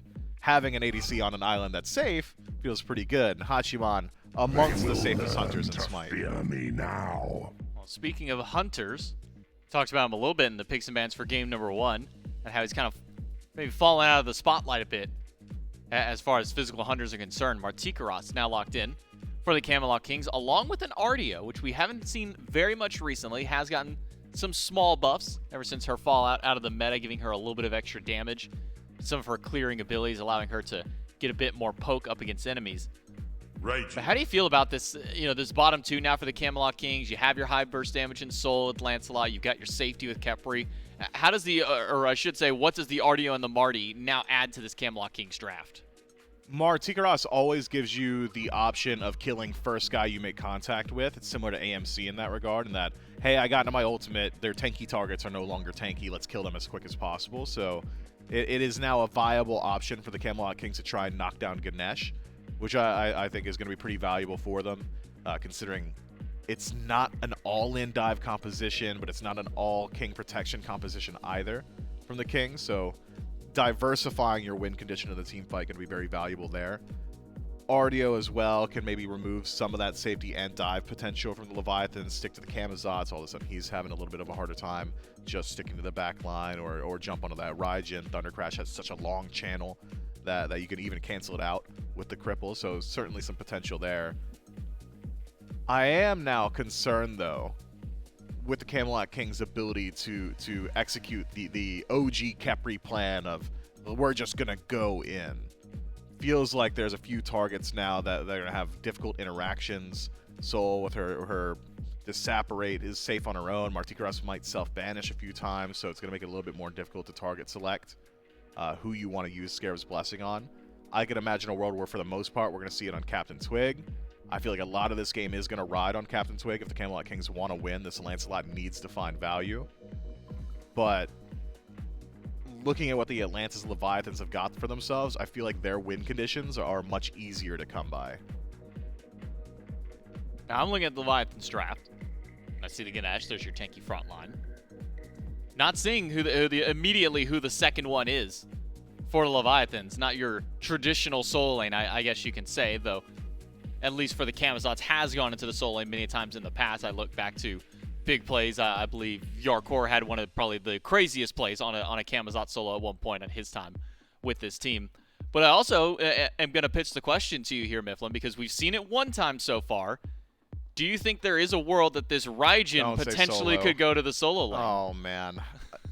Can it? Yes. Should it? No. That's where I'm at. I think given opportunity to just choose myself, Pele jungle, Camazot solo, Raijin mid, that makes the most sense to me. Raijin solo just isn't exactly my favorite. And the one time we had seen it was with the Jade Dragons. I believe it was Nika piloting it. And as soon as I saw that, all I thought to myself was, oh, Dardes doesn't have a Raijin. And that's the only thing I thought. I don't think there's anything in particular about Bruiser Raijin solo that is particularly good. Well, we'll have to see where things line up here for the Leviathans. Can they keep up their tear here in Game 2, or can the Camelot Kings fight back? Let's jump over to the casters for Game 2. Well, they give us an interesting draft to play with, and one I'm excited to see. And I'm absolutely blown away. Trelly, I'm going to tell you immediately. First off, Gore, Trelly, and Vile as we jump into this game. I was going to say that despite J-Mac saying that it can go over there, right? And Mifflin even saying, yes, it can, but should it? No. Of course, yeah. All I thought was, you've got a team with Shinto on it. You give Shinto Raijin. Yeah. Egg on my face. Well, one thing you gotta know about J-Mac is that he is an avid member of the Fonzo family. Anytime a new Fine K video comes out, he always, he's gonna leave a like, he's gonna drop a comment. And Fine K has subscribing and clicking that bell. Of course. Which is what you should do if you went to youtube.com/SmitePro. You should do that as well, yes. With that being said, Final K has played the Raijin solo, not necessarily recently, but he's done it before. Yeah. And that was when Raijin was a lot worse. Now that he's better, and I think this is something the mid laners are realizing. Raijin's bait, man. You can't free cast, but if you build him tanky, if you get some actual defense on this guy, then it's a bit different. So Shinto's like, I don't want that god, but fine, okay, can have him. And he's like, yeah, all right, I'll take the Raijin. So far, it looks like he's going damage, but I would not be surprised if we see, a breastplate come through, some tank stats on this Raijin solo in a bit. I'm also, and I guess like a general conversation, curious, we've seen a lot of Camazotz, but we saw him a lot of the time was solo or jungle. And we've seen Pele, who's played 4 different roles, I think, over the last couple of weeks. Yep. But Pele mid has definitely been like a staple. Is there a world where Camazotz mid would have taken over in your mind and adapting should have taken Pele, or is that Shinto every day of the week? I think that, Camazotz is just a little bit harder to execute on, right? You have to actually land that Vampire Bat consistently to get the use out of it, whereas Pele, you've got plenty of chances to throw your Pyroclast, you're going to have great kill potential, and you don't really have to focus too much on abilities, so whoever is feeling like they need to be on point that day should take the Camazotz, and in this case, that's going to be adapting. You know what? Based on game 1, he's on point, right? Oh, yeah. He was on point. I'm excited to see what they have to offer for us. That's just because it's weird on the side of the Leviathans. The other side, though, Ting's going back to the Marty. We haven't gotten to see him a whole ton over the last 3 months, really, since that big nerf that hit him. Variety on Artio, who we haven't really gotten to see despite the buffs she received. You've now got the Kepri over there, hardcore back on where he was finding a lot of damage. As Raiju actually misses, otherwise maybe we're having a different conversation here in solo win. But the big headliner, I think, for the Kings from Game 2 last week, now Game 2 today, is going to be Twig on the Lancelot. We'll have to hold that thought for a moment. Variety dash is good. With no ult here for adapting, it looks like they aren't going to be diving to Tier 1. Probably smart when you're only 2 minutes in. But Twig, the Lancelot, last week, 15-1, 15-2, something ridiculous like that. Massive KDA, great performance in that game. And he is going to be a pretty big threat here for the Leviathans. Yeah, I think once he had that performance, the Lancelot was banned away from a fair bit as well. So good to see Twig back on this pick, trying to get some pressure for his team. Will Twig just bail and get the enemy blue buff? It seems to be the call, right? You can stay here with Variety and say, hey, we can fight for this blue buff, man, let's go in. Or you can say, let's get away from those guys and let's just go for the enemy blue buff and we'll trade. Variety, of course, is not going to get the XP, but he can always go pick up the blue buff if he needs the extra MP5. So I honestly think it's a smart call. Variety was kind of getting poked out by a Raijin, as you might expect, but it looks like Adapting's going for the flank here. Not too much option for a 1v1, but yeah, I was going to say, if Shinto comes through, that's a different story. So Captain Twig, smart to just get out of there, take away the back camps, take away the blue, and retreat on his horse elsewhere. Blinking horse. And as we learned from playing against Lasbro the other day when we were doing the Jungler Media Day on Thursdays. Media Days, so it sounds so boring. We stream on Twitch with them and they beat us into the ground for like 30 minutes. And then depending on you, the community, they might beat you down into the ground for 30 minutes. Kiermy unplugged my keyboard. He didn't let me play. Yeah, Kiermy, well, I don't know. Was that Kiermy or was there just, I think there might have just been some peripheral issues. I mean, he was He on did. He camera. stood up and walked all the way around. And at any point we could have retaliated, Trelly, but I'm proud of us for being the bigger people. You know, I don't need that in my life, right? I was fragging. That's clearly why he unplugged it anyway. Yeah, so. he was threatened by it. Yeah, he was just like, look, just because the Glads can't make any more roster swaps doesn't mean that my position might not get traded. Like, what if Trelly wants it? Yep, and that's the case. So Kiermy had to try and put me down, and I respected that. But you were leading into a Lazarus point. Well, Lazarus, the horse is the tank, Yeah. right? That's kind of what it was at. He ran us down on Lancelot, man, in an arena game. But the horse is tanky, not him. That was the big key. As of right now, though, that horse has been very good at keeping exactly what you want from a Lancelot. Mobile, he's kind of been around. Present on the map, which we didn't get to see a lot from Twig. I mean, by the time he got involved last game, he was kind of just getting killed by the Anubis. There was not a lot of chance for him to get anything done. And that's sort of the issue in jungle, is if you want to get active, you need to do it before these carries get to a point where you can't fight them anymore. And if your team's behind and they sort of feed, in this case, an Anubis before you get there, makes your job just so much more difficult. So I like the fact that number one, that Khepri is not on the table anymore. The Camelot Kings can have a much easier time trying to get to some of these immobile characters. In this case, there aren't many. Of course, Shinto is now on Pele, who is the complete opposite of immobile. And then I still think Final K probably goes into some defense next, so a more tanky style of Raijin. Blue buff, not going to be invaded. A little tardy to the party of the Leviathans. They're going to have to give up on that one. Right, he's actually sitting at level 7 despite not being able to get his blue buff a couple times. I think he didn't do a good job getting farm elsewhere. Hasn't cared too much about that blue buff he's been losing. Honestly, I'm really excited to see what this lane ends up being. It's just such a different style of play, and maybe I'm looking less at the lane and more at the builds. Because right now, Hardcore Quig step up, do steal away a purple buff. Now Panda Cat, a little bit of a tussle. You've got 2 more rotating in for a total of 4. But it is not going to be enough. The Leviathans managed to squeak on out of there 6 minutes in, still no first blood. The presence on the map in the farm game, Jelly, it's actually net neutral, right? About 100 gold separating them. Actually, with one wave going over towards the Leviathans, it jumps up to a massive 400 gold. But these two teams are neck and neck, and we've got stacking items online as well, so it feels like we're maybe not going to be seeing them fighting too much for a little bit.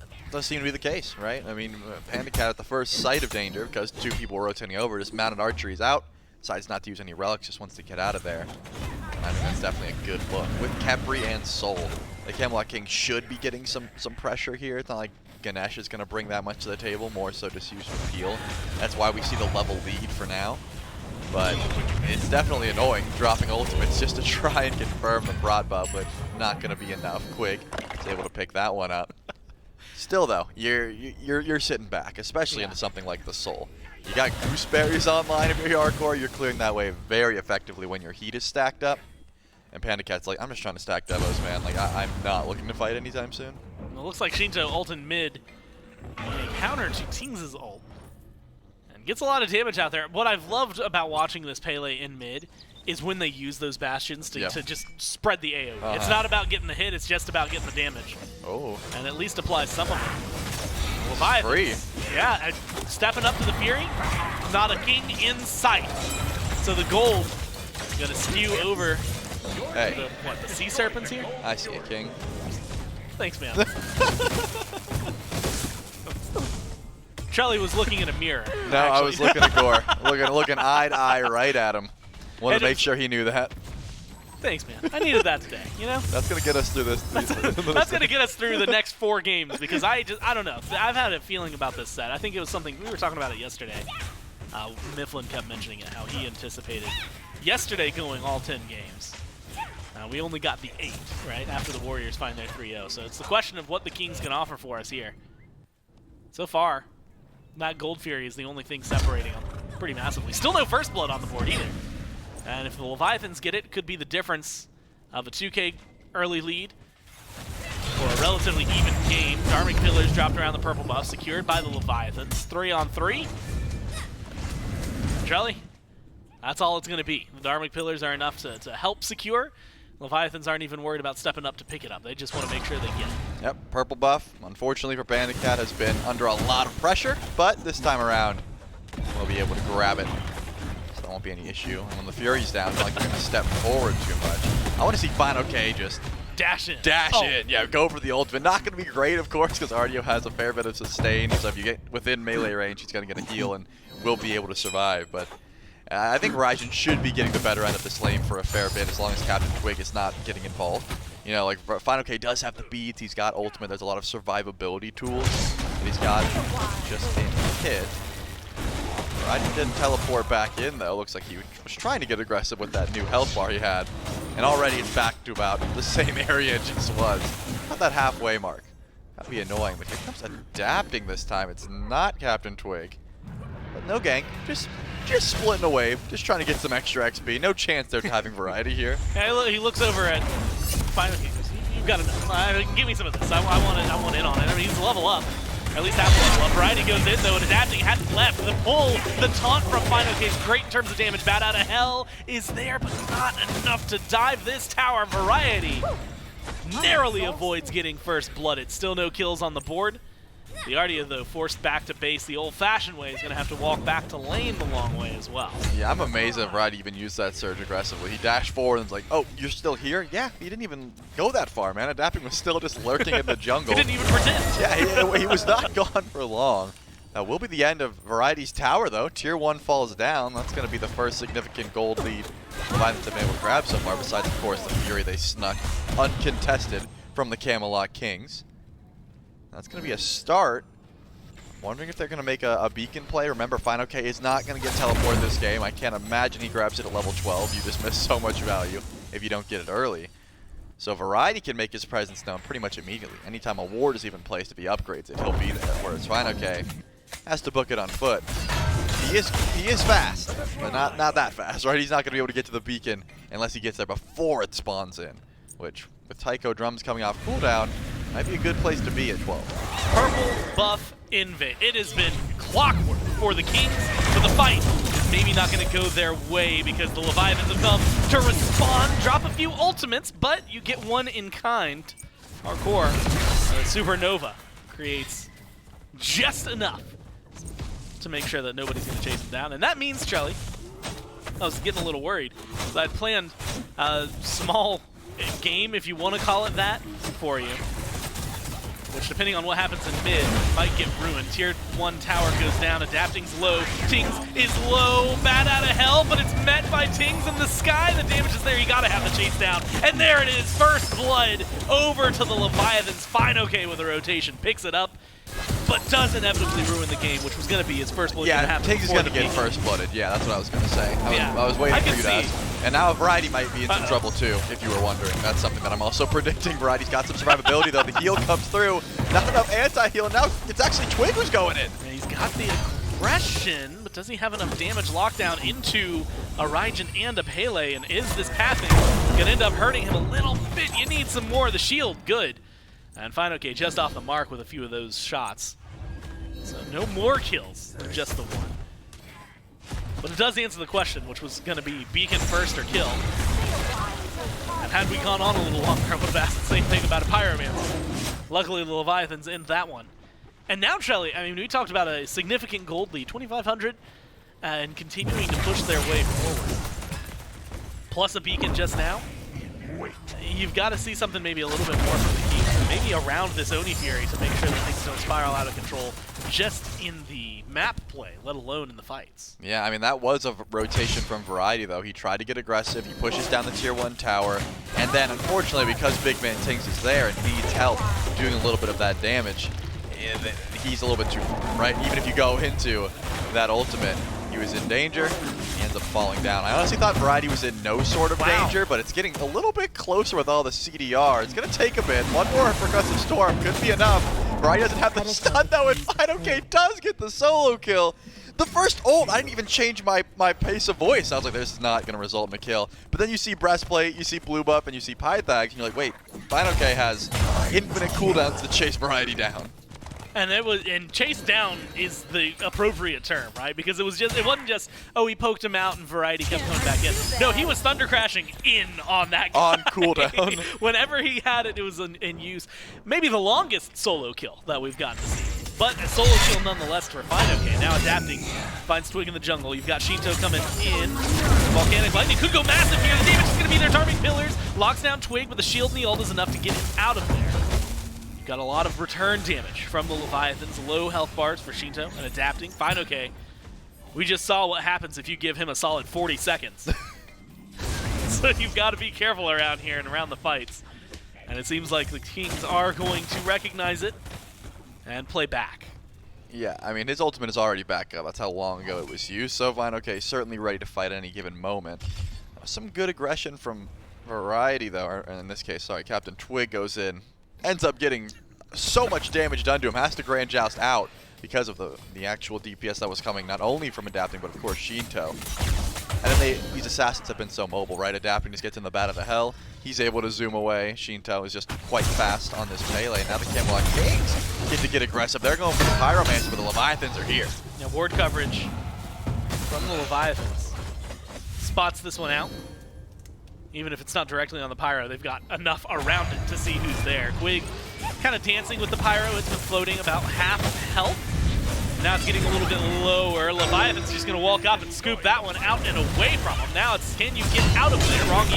It's locked down. Drops the Dharmic Pillars. Those are going to open up a little bit of room. Twig goes in, leaps back. So it's a single kill for the Kings. An objective, and now a tower down. The Leviathans have been able to pick up, and you lose hardcore, and you might lose a little bit more. Fine, okay, is getting low, so Twig's going to go in, gets aggressive, finds the kill with help of Variety. Shinto adapting, working together. No bat out of hell just yet, adapting, has to play carefully, gets the ult, gets into the sky, and comes in to help with a kill on Twig. Great retaliation from the Leviathans. Variety still wants to try and chase this though, but with Panda Cat showing his face, I think that's going to be it. The Leviathans pick up their kill, and they're able to grab the tower over on left with the Pyromancer. I'm thinking that's a worthy trade. The Camelot Kings, unfortunately, lose 2, and they're trying to chase down a little bit more. Remember, that Oni Fury is up. Get some staggered backs. Maybe the Camelot Kings had an opportunity, but since Yarkor just gets up, he's not quite at the Fury just yet, and there's not too much ward coverage. And that's going to be it for now. I mean, it's good to see some signs of life from the Camelot Kings, don't get me wrong. Those are some trades that I'm thinking the Leviathans are pretty happy to take, especially with getting that tower over on left for essentially free. Panda Cat still makes it into the fight after pushing that tower down. And this is a moment, it feels like success for the Kings. Like there was a successful fight somewhere in there, or maybe a conversation where we're at least silver linings it. And then, depending on how this goes, actually, 2v1 for Variety. We saw what the 1v1 looks like. He does not have any more magical defense here. But with the rest of the Kings showing up, that's probably going to be enough to thwart it, which means, Trelly, we can look back at what Shinto was able to do and what Shinto had started, and it's specifically silver linings up to this point. Maybe we have a conversation. Oh. Shinto ults changes the conversation back in favor of the Leviathans pretty easily. Yeah, Final K dashing in definitely started the fight, but Shinto ulting it ended it. Right, I mean, I saw Yarkor cast Supernova and was dead before it left its hands. There was just not enough time to go in for that kill. Relying a little bit too much on the possible healing that would come through. Remember, Yarkor, they went for the Typhon's Fang. He's got the Pythags as well, so a lot of lifesteal built into this soul kit. But look at the Brawler's Beat Sticks, the Divine Ruin that Final K has. That healing is going to be extremely nullified when around Final K Shinto are adapting. Shelly? Yeah. I'm very sorry for what I'm about to say. Okay. What do you call a Khepri in Marty's Tall Grass? I don't know. Gore, what do you? Invisibug. Okay. He's going to go for the pull onto Shinto. It worked. It got his And he's got a little bit of damage. He's a genius. But does he have any survival is the question. CC locked down from the Leviathans. Good. Forces Quig to use the ult on himself, and he falls back. Bat out of hell. He's by adapting, and immediately on the retreat. Both squads managed to walk out of there, but like you said, Relics getting used, specifically Shinto not having beads. Man, it is easy. We have not seen Marty for a while. But that damage potential is through the roof, and we just saw some of that on the Dino game. Dangerous, honestly, dangerous territory. As, 3,000 gold, it's still a good separation in favor of the Leviathans, but the Kings' fights, as they've grouped up, has gotten just better and better. Now the Kings are looking towards Oni Fury. A lot of the Leviathans had to back up because of that poke damage from Marty, which means Fury's being looked at. They just now got onto the ward cover. Look how low this is already. Sitting 1/3 health. Dropped completely by the Kings, though. They're looking for Variety. Got Shinto locked down. Shinto is going in, though, and has some help from Fine. Okay, they get rid of Variety with a delete button. Now Kings forced to ult fall back, and that damage did not find anywhere. Thunder Crash forward from Fine. Okay. Now trying to find the lockdown. Has some damage from the Taiko drum. Spreads that onto Hardcore. Forces most of the Kings to fall back, and much like the poke we saw in the Leviathans, the reset works in their favor. They get to come in, push back the Kings, go for the Oni Fury, but the Kings appropriately react, go for the Pyro to make sure they aren't losing out on everything. Leviathans don't want this to go down for free, though. Look, they're already on the rotation. Can adapt and catch anyone? Doesn't seem like it. Quick is able to make it out before that rotation. And the Tier 1 tower looks like it could have been grouped for, unless the Leviathans had something bigger on their minds. And they're going to start up this Fire Giant pre-20 minutes. Quick spots it out immediately, and here come 5 Camelot Kings. They're close. Now their burn, it's way different than it was last time around. This is going to get spotted out as well. So 50-50 up the sky. Kings get come it! in and get the Fire Giant, and can they get the fight afterward as well? They got a lot of healthy health bars, and they're moving forward. Thunder Crash disengage from the Leviathans, but you have to think they're running home with their tail tucked between their legs, upset as the Kings come in and steal the FG. Yarkor, Stellar Burst is the one that gets the final confirmation.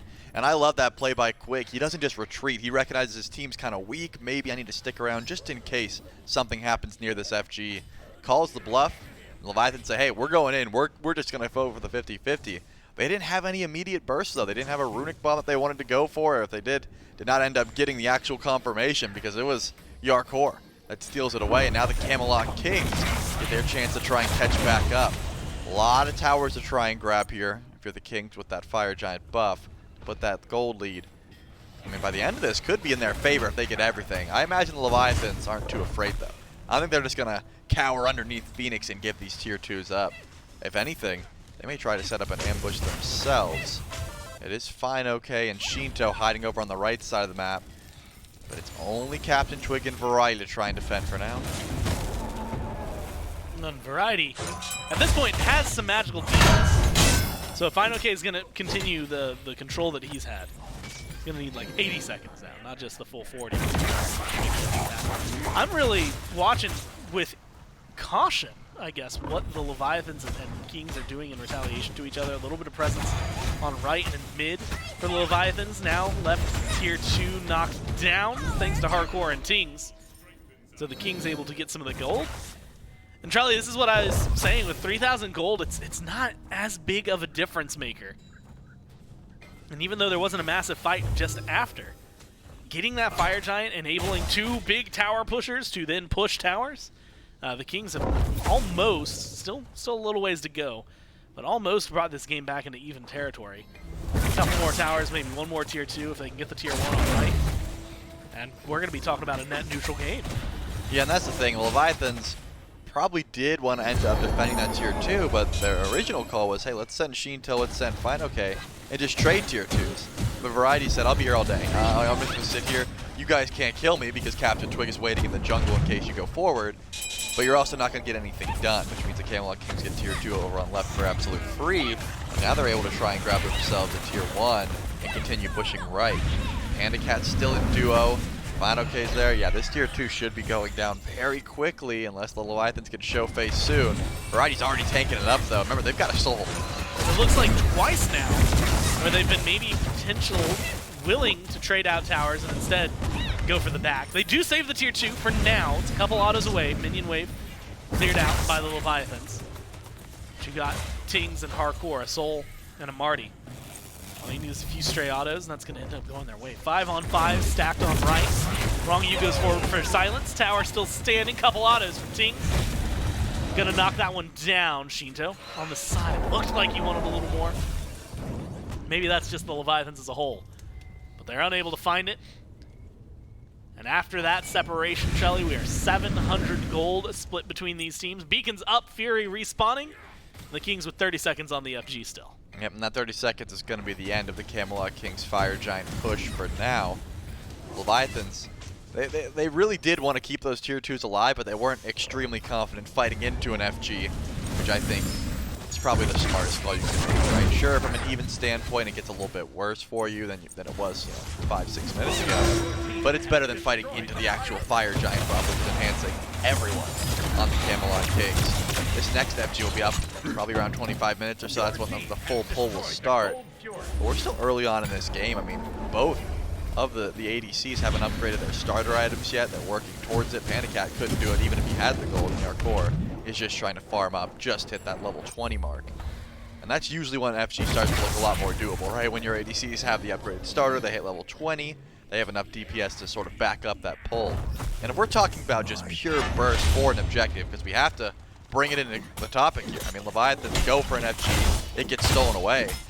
Yarkor still has the best burst on the map. I mean, that Stellar Burst into Supernova is going to be doing more than any one ability the Leviathans have. And since they don't have a Runic Bomb in tow, you can't even count on a steal, right? I mean, Variety's got the only one in play. The Camelot Kings should feel confident if a Fire Giant pull starts, but I don't think they're going to be the first ones to go for it. Good old-fashioned retired player combo. I can't remember if it was on Reddit, maybe it was on Twitter, someone saying that we can't call anything with Soul the Barra combo anymore. I'm going to, though. You can't stop me, unless, I guess, Barra messages me, in which case I would. But nah, he's got a legacy. Right now, that legacy is being carried over, torch-wise, by Hardcore, maybe? We'll find out. That checks out. Because he's playing Soul. That's the only connection. Titans in mid, Clash Titans in mid, both go down. So that 24-minute beacon, not giving us a moment like last game, but does give the Kings a small advantage, at least in terms of positioning. Like you said, burst-wise, Hardcore. That's what they need for the FG. Doesn't seem, I don't know, it doesn't seem like the Leviathans want to go for the bait, and it doesn't seem like the Kings are admittedly baiting entirely that well. The Fire Giant hasn't been started up yet, and so it's going to give them a moment to relax and try to figure out the approach for the fight. And that's what I expected. I don't think the Camelot Kings are going to be the ones to go in for the pull right away. They want to try and feel out what the Leviathans are doing. Finally, they recognize, hey, no one's walking up. We will start the pull here. Fine, okay, the first one to check this out, but the Fire Giant's going quickly. The Leviathans have to step up now. Getting burned, getting slow at this point. Fight starts up. That's a little bit of damage on the Fine OK. Fire Giant has not been leashed. It's still getting taken. Now, finally, gets dropped down, but you've lost Fine OK. In the process, if you're the Leviathan Kings getting shredded, you need a little more damage. Scarab's Blessing is on him, so that's not going to result in the kill just yet, but that means that it's not available anywhere else. Hardcore, Quig, and Tings, all low health bars, forced to fall back. Fire Giant back in full. So you lost Fine OK. You knock out 3, and you stop the back of 1 if you're Panda Cat. Doesn't seem like they have much to chase down any of this. Kings get themselves a kill. They lose pressure in the FG pit. Man, if Fine OK stays alive, the Leviathans were looking real good in that fight, right? He was the only one who was getting weak, and if anything, the Camelot Kings used a bit too much. They're able to back up and reset, though. This Raijin will be dead for 15 more seconds, and Variety has not left the pit, just in case a cheeky pull starts. RDO doesn't have any relics, though, just teleports, so can't really step forward and try and go for any CC. But all the while, I mean, if you want to look at relics, of course, it's a bit of a relic graveyard for everyone, but you still have beads on Big Man Tanks and beads on Yarkor. Whereas, sure, Shinto's got everything. Besides that, the Leviathans aren't looking too hot. Just an Aegis for Fine OK. So that means the Camelot Kings might go in for an immediate pull again and try and rinse and repeat what they just got done. If it's Fine OK that steps forward, he's going to get locked in place. There's a lot of CC here. Dangerous territory. Kings, again, in control of the Fire Giant pit. 27.5 in. Charlie, this dance, we've seen FG dances can last long enough that this could still be unenhanced. Could very well tip over into enhanced territory before somebody ends up taking it. Leviathans are still grouped over on right. Kings starting up the Pyromancer. They're going to hold on to it, but they're going to go into Fine OK. While they take the fight, let's listen in.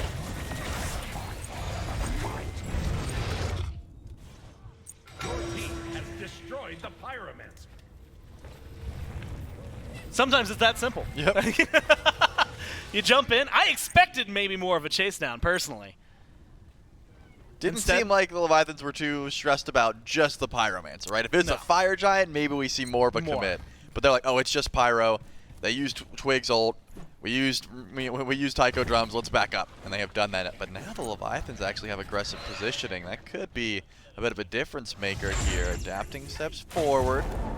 Ward coverage also needs to be down, though. I think that's the big issue. The Leviathans don't really have the vision to just go in without knowing exactly where the Camelot Kings are. But now that they've got the Pyromancer, and they still have that Runic Bomb on Variety, Wig is stepping forward the aggressive ward coverage. Should be another Fire Giant pull here, and that's what it's going to be. I will say it was only a quick glimpse, but one thing Quig had said was that their calls, right? Like essentially their target focus, the last set yesterday, just wasn't where he thought it should be. Maybe it's going to be somewhere else. Variety's trying to start a fight. Leviathans don't want it. They're going to fall back. They're going to have to figure out a way to defend. Final game's getting chased. Good. They don't want, again, the overarching big fight just yet. Kings just don't want to wait around any longer. Trelly, as I said, now it's been 2 minutes, 30 seconds, we're going to have an enhanced Fire Giant. Tier 2 in mid. getting poked out. You got hardcore and Tings. You can do this even without the FG, even without minions. With a couple more autos, that's going to fall down. A little more gold in the pockets for the Kings and more map control. Beacon's going to be coming back soon even. And it's going to be a small reset here for the Kings. Yep, Kings are backing up. I honestly thought they would just go for Fire Giant there. They didn't use much. It was just Variety's Blink to try and get that fight, but it's like they feel like they've got enough power spike available to just back up and try and go for an upgrade. The Leviathans, if they recognize how many are gone, they might go in for a pull, and I think they figured it out. They're going in for the Fire Giant. They started it up. Love to see. Do the Kings try to answer? It's here. The Leviathans already have it down to half health. The fight's going to start up. Let's listen into them as they try to take the fight.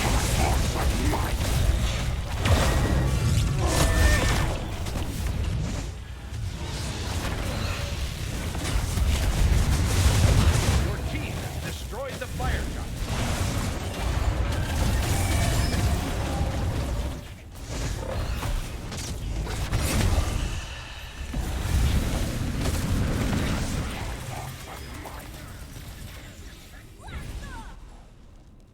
Unfortunate for them, Trelly.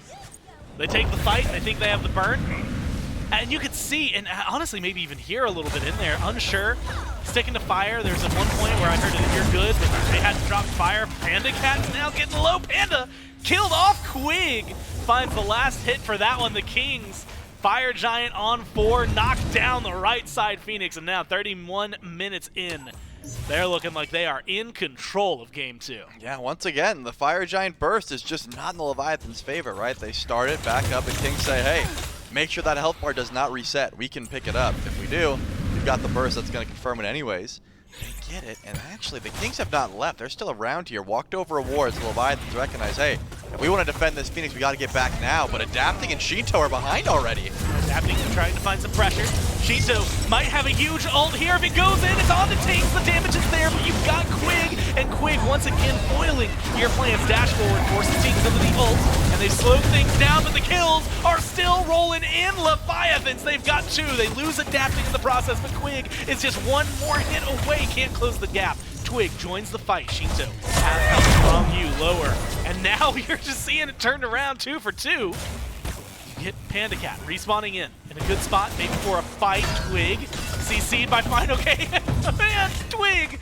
Oh, he could have taken the fight if it was a 1v1. Luckily, Fine OK's got the crew. And that shifts it to a 3 for 2. Leviathans technically take the small lead. Yeah, I mean, shouts out to the wrong you for silencing that one, or else Captain Twig definitely takes that trade versus Fine OK and then falls. But Leviathans, they lose a fair bit, right? You lose your right Phoenix. Now it's time to pick up the pieces. Primal Fury started up. Looks like Panda Cat should be able to confirm it. You lose Fire Giant on 3, so it's just the tanks now. Variety and Quig, I don't think you're doing too much with this FG. If anything, yeah, it is enhanced, so you should be able to walk in and try and grab a Phoenix, you know, without the minion wave. But do you feel that confident pushing forward while the rest of your team doesn't have relics for quite some time? I mean, Tings doesn't have anything for a minute 30, whereas Yarkor, sure, he gets beads in 30 seconds, but that's about it. Looking at the timer, yeah, a minute 20 to go. I don't think that the Camelot Kings really try and push it. Maybe they just go in for the next enhanced Fire Giant. Or the Leviathans, if you want to take a stock of their map state, they've lost right side Bird. Arguably the one you care about the least, right? It's very close to Fire Giant. They're not going to be stressed about it for now. But I think Fine OK recognized he's not that tanky just yet. He's going to go into a little bit more damage with that Mantle Discord. Trying to survive a little bit longer. Alrighty. Trying to deal poke. Oh, he's Gets a stuck. lot done to the pillars. Oh my god, the pillars! They lock him in exactly where they need. You need some more damage, though, to get through, and they've got it in spades. You do get a great ult from Quig. Hardcore, in fact, turns 2 around, and now the Kings are the ones chasing down the Leviathans. Fine OK, not tanky enough to deal with this one. Neither is Wrong You. And just like that, the Kings turn this one around and might continue the chase forward. Phoenix gonna be in their way. Fire minions on right. They've got the numbers advantage and the DPS in their name. Mid Phoenix burned down. Fine OK, Panda Cat, only ones left to defend.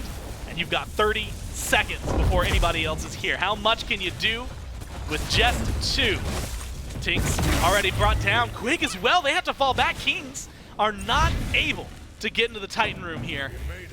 And And it's just Fine OK and Panda Cat, but that's more than enough. Yeah, Fine OK wants to try and chase this, though. Might have his ultimate coming up here shortly, but the horse will be able to get him out of trouble for now. Shouts out to Panda Cat, who was doing plenty of damage there, trying to keep him alive. And it will just be a little bit of a reset here. 2 Phoenixes down, though. It looks like Right Bird will be spawning up here shortly. But, man, that looked like such a great fight. But, you know, the big difference maker, as far as I'm concerned, was who was Quig going to ult, right? He had his ultimate. He saw Variety getting low. He saw a couple low health targets, but he decides to revive Tings. And that's exactly when we see Shinto use that Volcanic Lightning, try and do this big damage. Doesn't end up working out, right? He dies on impact. The second he gets in, Scarab's Blessing comes through. Captain Twig gets so much damage off. This late game Lancelot is an absolute threat. That extra health bar you get from the shielding from the horse means that he can make plays like that, where he can start the fight off, you know, on the horse, get back on the horse later after the ultimate. It's been annoying to deal with, and I think the Leviathans are really feeling that. And in that last one as well, you also have to factor in hardcore, just like his existence. Yep. I mean, it felt like such a great fight for the Leviathans, and then he's just like, wait, by the way, I'm Soul. Like, hey, if you don't remember, we're 35 minutes into this game, and I'm a late game, like, hyper carry. That's, like, what I'm known for. And so a little bit of bounce back and forth as the game stays paused here, but ultimately defended. Yep. And that's kind of where we're at, I think, at least mentally for me, is the defense mounted for the Leviathans, gives a little bit of space, and buys some time. You've lost, 2 Phoenixes now? Yep. Not a good spot by any means, but the rest of the team's going to be able to respawn, and then you can try to figure out where you go next. Yeah, well, Right Phoenix should spawn in a couple seconds or so you just have to worry about the mid-fire minions, and of course, like 2 waves on Right. If you're able to do that, and then reset and look for Enhanced Fire Giant, I think it could be a solid play here. The issue is, Panda Cat, as we saw, does plenty of damage. He's got his Deathbringer online. He still has Kins, Exy, and Dominance, so he's shredding both squishies and tanks alike. The issue is that the Leviathans are taking quick fights, right? They're like, let's just go in, let's use everything. It seems like if they just slow the pace down a bit and try and let this Hachiman just sort of shred through the tankier targets, it goes a bit easier. Because what do Kepri comps love? Burst fights, right? Oh, you're using all your damage, res, now we're backing up, now we win the fight after the fact. That's what keeps happening, but the Leviathans keep falling for the bait. And there was a moment, at least in that last one, where I was like, oh, good. And like, if you're going to proc Scarab's Blessing, either proc it fast or don't proc it, right? Like, you've got one of 2 options, it feels like. And most of the times they've been like, hands off. Like, nope, not going to go for it. This time they finally went in. And I was like, okay, this is the moment. Like, this, you finally, like, you just decided for it, run them down, burst it through. And then, like you said, it was a not good scenario instead. It was, oh, hey, that guy's got a lot of his health back now all of a sudden, and he's going to start throwing those cooldowns right back at us. We can't fight this anymore. I would get baited by that fight too, though. I mean, you see Variety dashing away. He's like, oh, Variety's out. And then he just gets stuck between the Dharmic pillars. And you're like, you're going in. Oh, we're going in for sure. This dude's stuck. We have to just slam everything. Props to Quig. Again, that's a game time decision. Like, I want to save my ult. I want to try and save the tank. But, I mean, it's Big Van Tings. You know, we got to make sure that the Marty stays alive, right? So, it seems like that was one of the calls that he had to make. And ends up working out. So, Right Phoenix did spawn back in. The fire waves have been dealt with. Now it's going to be all on this Enhanced Fire Giant. Looks like Adapting is the one who's going to have to deal with mid. And the Leviathans are grouped up towards this Enhanced Fire Giant. 35 minutes in. It can be very difficult to try and contest. We've already seen the Leviathans don't have the burst, right? It's the Camelot Kings who have consistently gotten every single Fire Giant or Enhanced Fire Giant. They've got the burst. No Runic Bombs in play. And the Camelot Kings have aggressive positioning. So far, their aggressive positioning the last couple of times, it's worked out pretty well for them, right? You've got 2 Fire Giants under your belt, 1 enhanced, 1 not. So it'll be the test to see if whether the Leviathans can step up, counter that aggressive positioning. Variety, first on the chopping block. Fire Giant already picked up. Fire Giant burned down. Wow, Leviathans didn't even get the chance to respond. Couple taunts from Fine OK on the ultimate. Pull Variety in. He's relatively low, and now the rest of the team decides to jump in. They've got the damage, but there's that Scarab's Blessing. Now you turn. Turn to Quig. Where do you try to burn? It's Quig who might be the target. He's big and easy to hit, but not enough lockdown. Or maybe on the other side, too much lockdown from the Kings for the Leviathans to keep on chasing. 5 strong with Fire Giant enhanced at that. You kill some time. But the Kings in the power play position. Yeah, I mean, the Leviathans wanted to go in for the fight. Scarab's Blessing split perfectly, and even though it seemed like maybe you could run down Quig, Captain Twig was right there. Sent out the horse. Once they saw how much damage that horse did, everyone's like, wait, do we really want to chase into this small corridor where Grand Joust is still available? Definitely not. Twig is actually just zoning all the Leviathans here by himself. They go in, yeah, Sunder gets him off the horse, but he still has ultimate.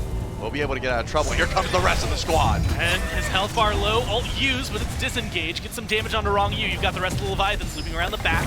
Damage thrown onto Shinto, not able to do too much. And Shinto, while still has his ult, dangerous to go in here. K throws out some of the taiko drums. Again, a lot used. Carries on the Kings untouched. Unscathed, some might even say. I know someone who might. The only Fury. And now Shelly, again, the world is their oyster. They can do whatever they want. Can grab the Fury, group up towards left. Mid Phoenix, though, will be respawning here shortly. I've been loving this call because Wrong U has been consistently just sundering Captain Twig anytime he sees him. If you delete that shield, you fall off the horse, right? That's all well and good. The issue is that Twig just goes, oh, I've got another horse. I can just ult. Like, I get right back on the horse if I need it. So you're sort of losing a bit of Sunder's value. You want to use it more so on the tankier targets. Deleting the shield is nice, but I think using it on the second shield after the ult is really the value you'll gain. Twig and Variety, though, find out Shinto, while the rest of the squad looking for a left side bird. Shinto has to run, though. That left side Phoenix is the real target. Dash in from K onto Variety. Going to create a little bit. Left side Phoenix, oh my god, we look away for a second. 0 into the ult, the jousting fields from Twig. Gets damage onto Shinto and adapting. Mid Phoenix, next target, Quig tanks it up.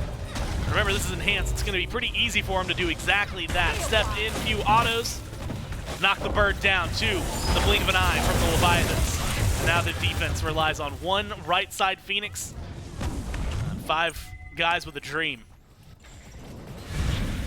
39 minutes into this game. It's 10-10. The kills have not been rolling through. Damage has been there in spades, though.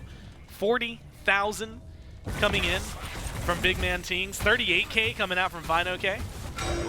And both of them leagues ahead of the next highest. 30, 27s, 26 even for a few of them. The damage, Trelly, has been walked off more often than not. It's not been resulting in those kills, and that's kind of what's led us here to almost a stalemate. Yep, 1 more Phoenix to go. Camelot Kings have plenty of time as well. This should go down quickly. The question is, do they try and translate that into a Titan Siege? Variety grabs the beacon, teleports in. Leviathans know this is happening. This has to be a bit of a soft defense, right? This enhanced Fire Giant, there's 2 ADCs, Captain Twig's so threatening. No way you keep this Phoenix alive if you're the Leviathans. Standing outside, the Kings get a little bit of poke. It's on the K. He's tanky enough that it's not too worried. Honestly, even a little bit of healing going his way, or at least survivability, sustain, to make sure that he's not really that worse off. Dashes forward, and it looks like they want to take the fight to the Kings, and they burn down Quick, and they burn him down instantly, and now the fight suddenly is in favor of the Leviathans. Chase is on. Can they get the damage when you don't have the savior? That is your Kefri. They've got it, and they've got it in spades. 3 gone, traded out for adapting. Wrong U barely making it out of here, but making it out nonetheless. Variety getting chased down by Shinto and Panda. K chasing down Twig, who's got fire minions. He's going in for the Titan. No way is he going to go that deep. Seems like he's just trying to lead K on Ronnie a wild can't goose clear. chase. Someone's got to help him. Nobody's got anything. They do have to leave. K can't continue the chase. Titan takes a lot of damage. Leviathans, Trelly, they got to get a lot done. They've got 40 seconds to do it. Yeah, they got to kill Variety here, but it looks like no one feels confident enough to try and tank up this tier 2. They don't have minions. The Titan is looking pretty worse for wear. I mean, you push out some waves and go in for Enhanced Fire Giant, but look at the respawn time where Quig is going to be back up in 20 seconds. And EFG hasn't even touched down yet. This is a scary position to be in for the Leviathans, because if this gets stolen away, your game is over. Yeah, you've got time before Fire Giant is even on the board. Like you said, it's going to come in.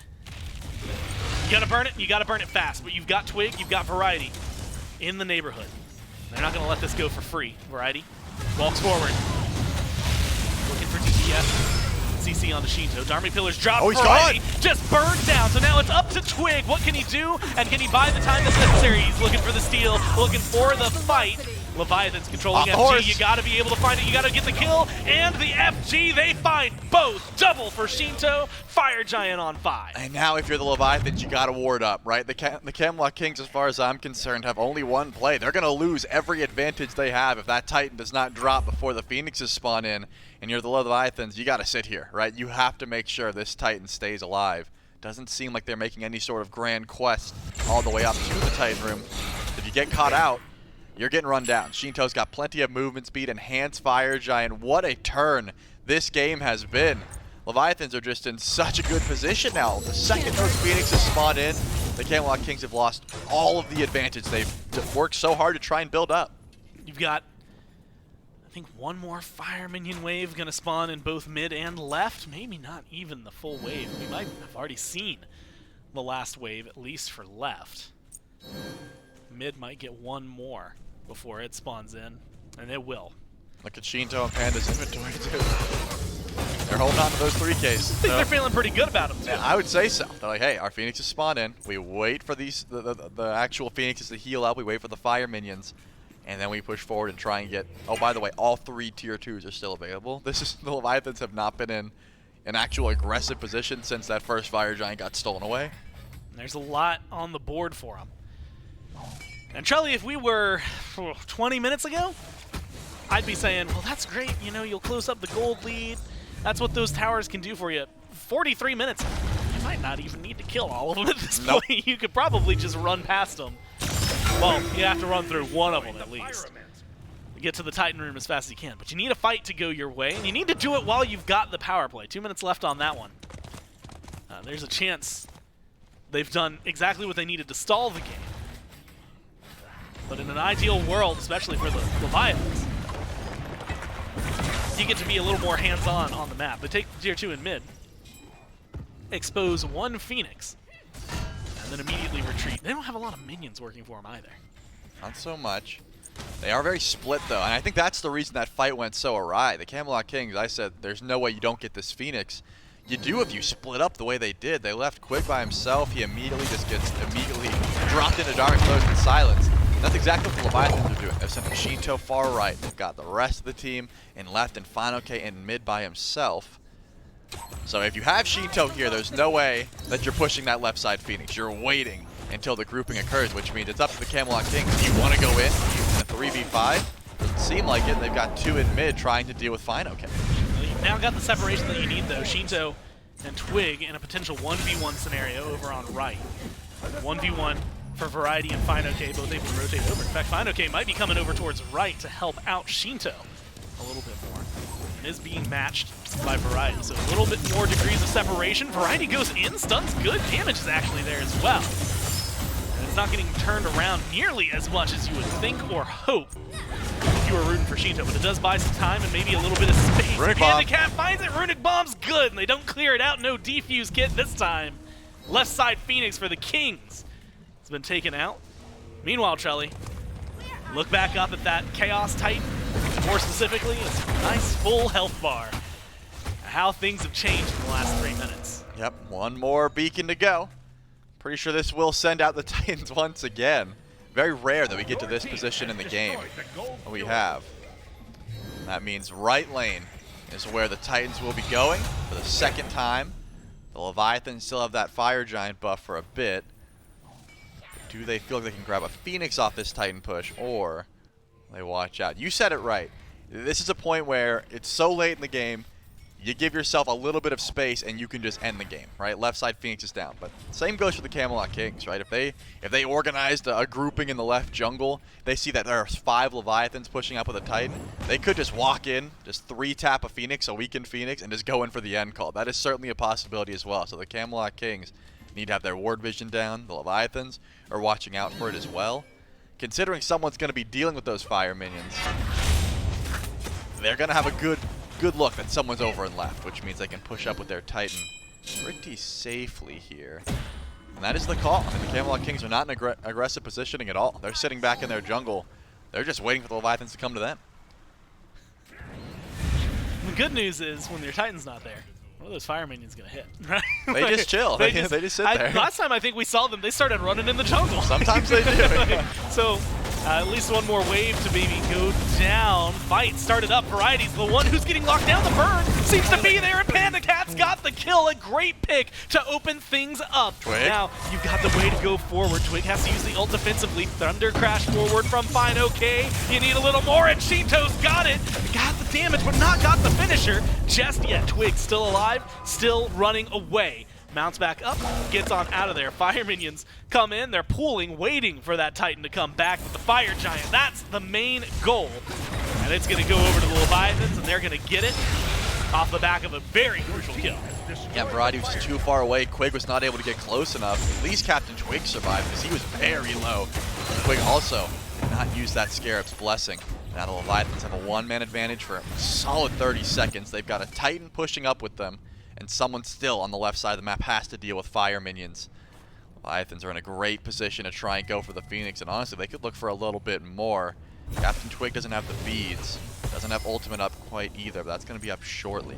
I like this call to split up a bit, but considering where the wave is in mid, it's pretty far away. You're not getting that mid Phoenix very easily. Just get Panda Cat in there and get some autos. That's exactly what they do. Oh my god, that right side Phoenix. Burned down in an instant. Fine, okay. The taunt from the Taiko drums on the Quig, but they don't have the follow-up. Chaos Titan is going to be marching forward into the Titan room. It will get driven back. So Trelly, right side Phoenix, goes their way. 3 minutes guaranteed on this power play. Positioned out mid, you've got adapting on left, a great spot for the Leviathans. So far, one Phoenix left, adapting with the wraparound play. This Fire Giant buff's going for quite some time, so Leviathans can take their time here. Maybe wait for that left side Phoenix to spawn in and let adapting to get it for free. That could be the play. Why not? You know, you've got this buff for 2 minutes and 43 seconds. Quig is just going to keep getting poked out, and there's not any meaningful cooldowns you're waiting for except for Captain Twig's beads in 40 seconds, so sit back, wait for that left Phoenix, then begin your siege. We're 50 minutes into this game, and the Leviathans have not made any mistakes for a solid 15 minutes or so. Adapting. Phoenix up, Phoenix down, thanks to him. Got Fire Minions on right, Fire Minions on left, both about to go into the Titan room. Somebody's going to back to deal with a little bit more than just Twig, and that gives the Leviathans the opportunity to step forward. Panda Cat targets mid, Phoenix gets on that one down. Wrong, you takes a lot of poke though, and is getting burned. Kings find that kill, and it might be crucial for their defense, but adapting, chasing down deep in the base. Turns that burn on. Twig, Hardcore, Variety, all low. Twig maybe running the wrong way. Titan's weak.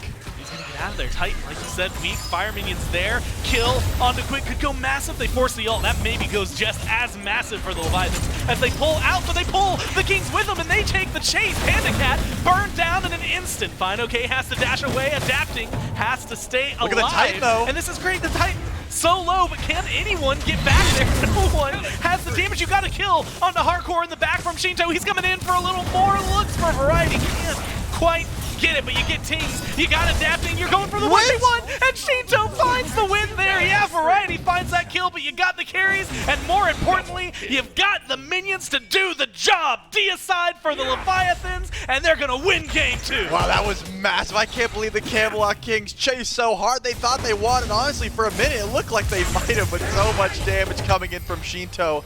Winning that 1v1 versus Captain Twig was massive.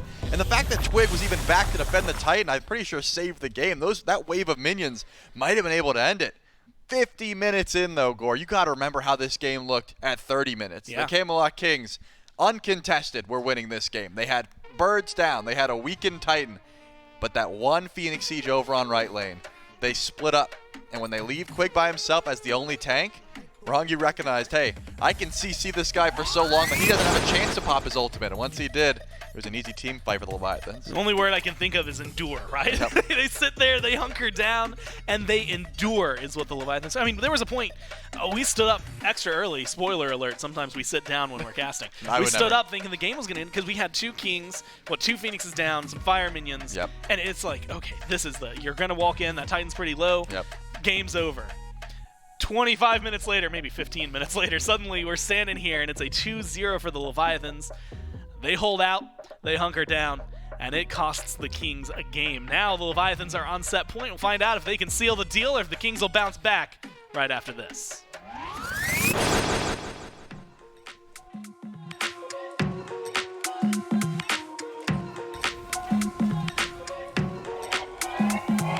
Little black dress don't change 편하게 원옥저 홍대 춤춰줄 것 같지 I know your friends 대 불러올래 어서 많은데 it's time Little black dress don't change 편하게 원옥저 홍대 춤춰줄 것 같지 I know your friends 대 불러올래 어서 많은데 it's time Yeah 클럽 안에서 119은 급식 ladies with the black G만 들어봐 여자들을 좋아하는 style You know filthy 우리 더러워질 거니까 yeah You got time 여기 자리 비워한 질래 High heels crop top 조금 가깝게 Got time call your friends 친구 데리고 와 대표한 the king of the stand Lil Ma 너나 몰라 내 말 들어봐 I got my crew got my squad 우리 들어가 I know a girl 너가 저건 좋아하나 봐 Baby 1, 2 step skip time 찾아가 You can call me king 사진처럼 picture perfect hopping at the bend 미안하지만 좀 서 있어도 she a 10 조금만이라도 여기 있어줄래 오빠 착각 공연하고 we can kick it back Little black dress 좀 신선하게 원옥저 홍대 춤춰줄 것 같지 I know your friends 대 불러올래 어서 많은데 it's time Little black dress 좀 신선하게 원옥저 홍대 춤춰줄 것 같지 I know your friends 대 불러올래 어서 많은데 it's time Party Party Party Party Party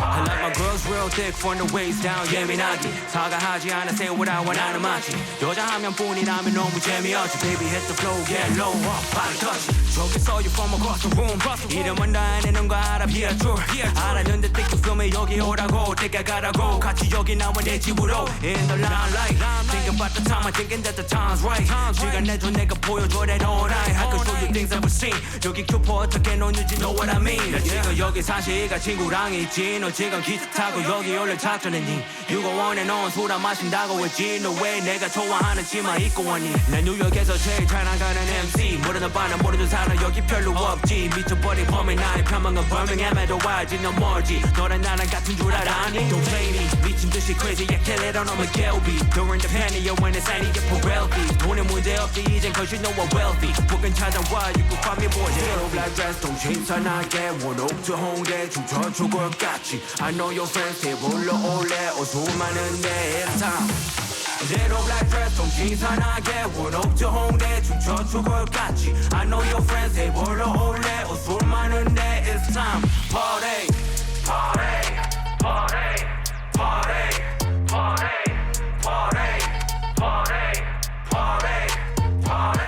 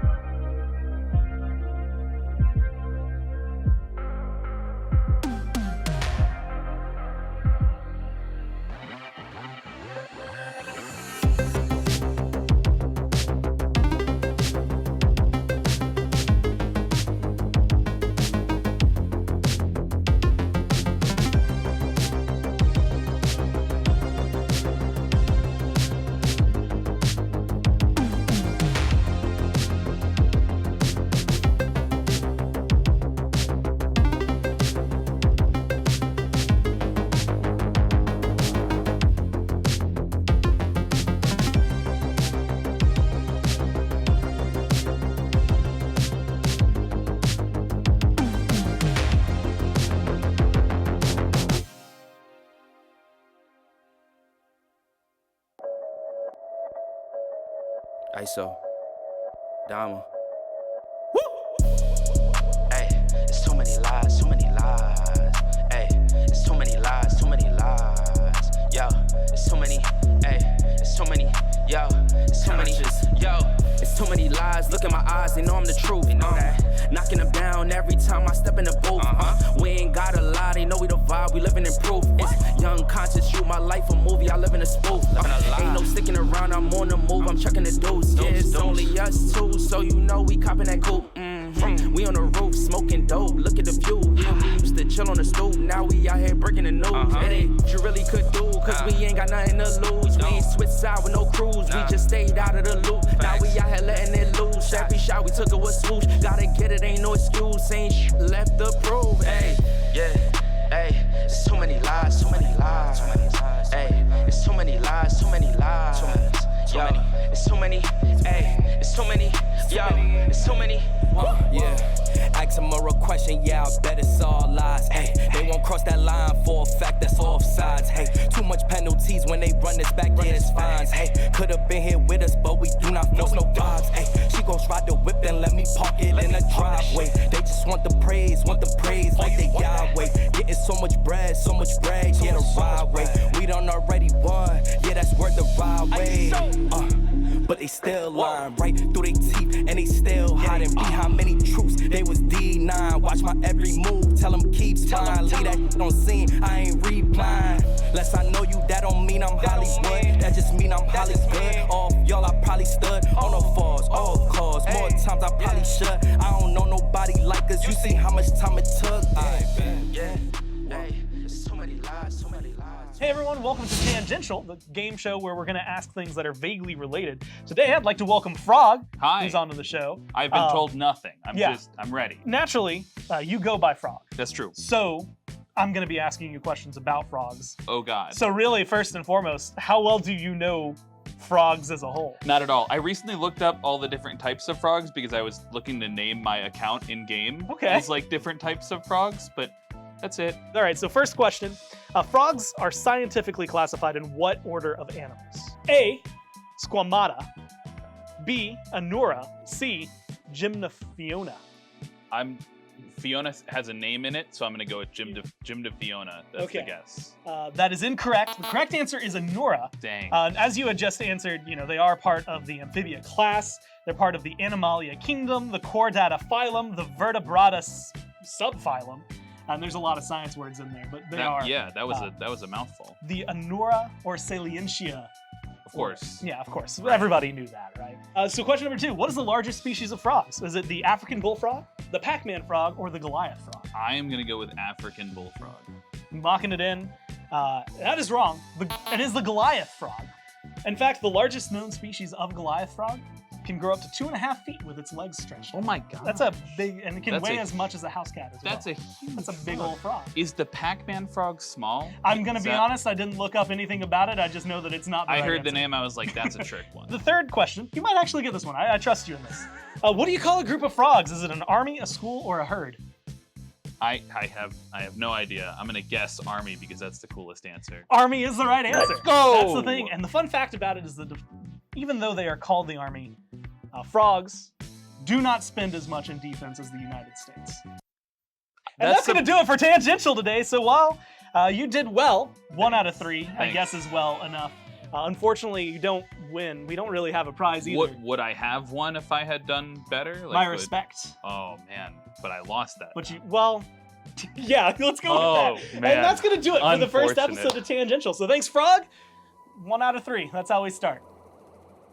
Hey everyone, welcome to Tangential. It's a show where we ask people things that are vaguely related. Today we've got, well, first off, I'm Gormizer. We got Panda Cat, who's going to be joining us, and Panda Cat, it's 3 questions, multiple choice, and since your name is Panda Cat, it felt like I had 2 pretty easy topics laid out in front of me. I went all in on pandas today, so I guess first and foremost, how much do you know about pandas? Very little? Yeah, how did it come up in your name then? I have no idea, honestly. It's just there. I think I was like 12 years old when I was making the account, and I didn't have anything, so I just put I was just gonna be called Panda. That was taken, obviously. Yeah. So I just put, I think I had a cat at the time, so just put Panda Cat. Panda Cat. Sure. Well, there you go. But question number 1, what do a panda's black and white markings help it achieve? Is it A, camouflage, B, because it's so damn cute, or C, so they can make racist jokes? I think A. You're right. It's the camouflage. God. The white of the panda helps it hide in, like, snowy environments whenever it gets snowy, and the black actually helps it hide in shade. But it is also pretty damn cute. So, question 2: are pandas social or solitary animals? And so you can social, solitary, or C, which is who knows it's a panda. Solitary. Solitary is correct. You nailed I it. knew That's that 2 one. for 2. And honestly, it kind of helps explain like why you're so good at solo kills. Like keep you isolated and you're In a just sense, yeah. feral. I just put him in the cage and then I'll take it from there. All right, 2 for 2. Let's see if you can go 3 for 3. How much time does an adult panda spend eating in a day? Is it 3 to 6 hours, 6 to 9 hours, or 10 plus hours? I feel like I know this.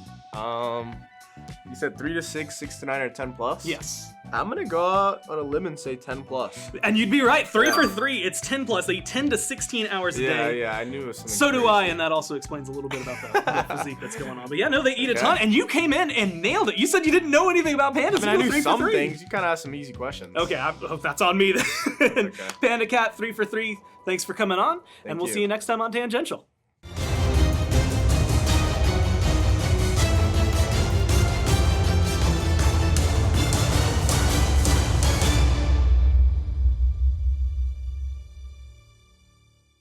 Hello and welcome back here into the SPL game number 2, all wrapped up between the Camelot Kings and the Leviathans. But we do have a little word that we need to say about the state of game number 2. And to do that, I'll throw this over to Mifflin, who's got the official wording.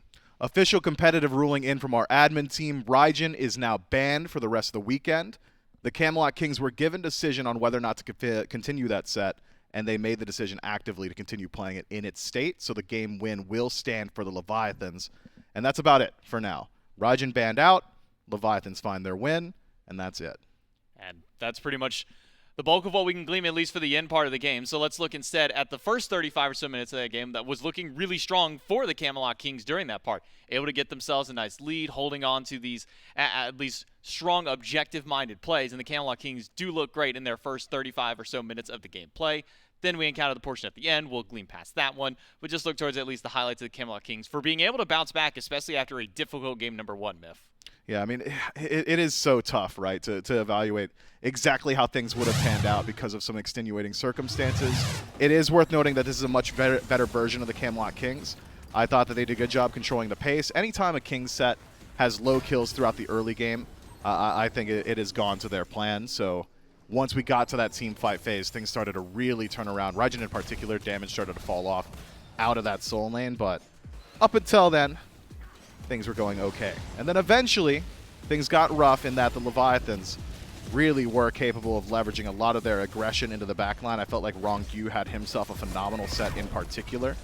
A lot of those Dharmic Pillars so game-changing, so good at splitting up the backline of the team fights.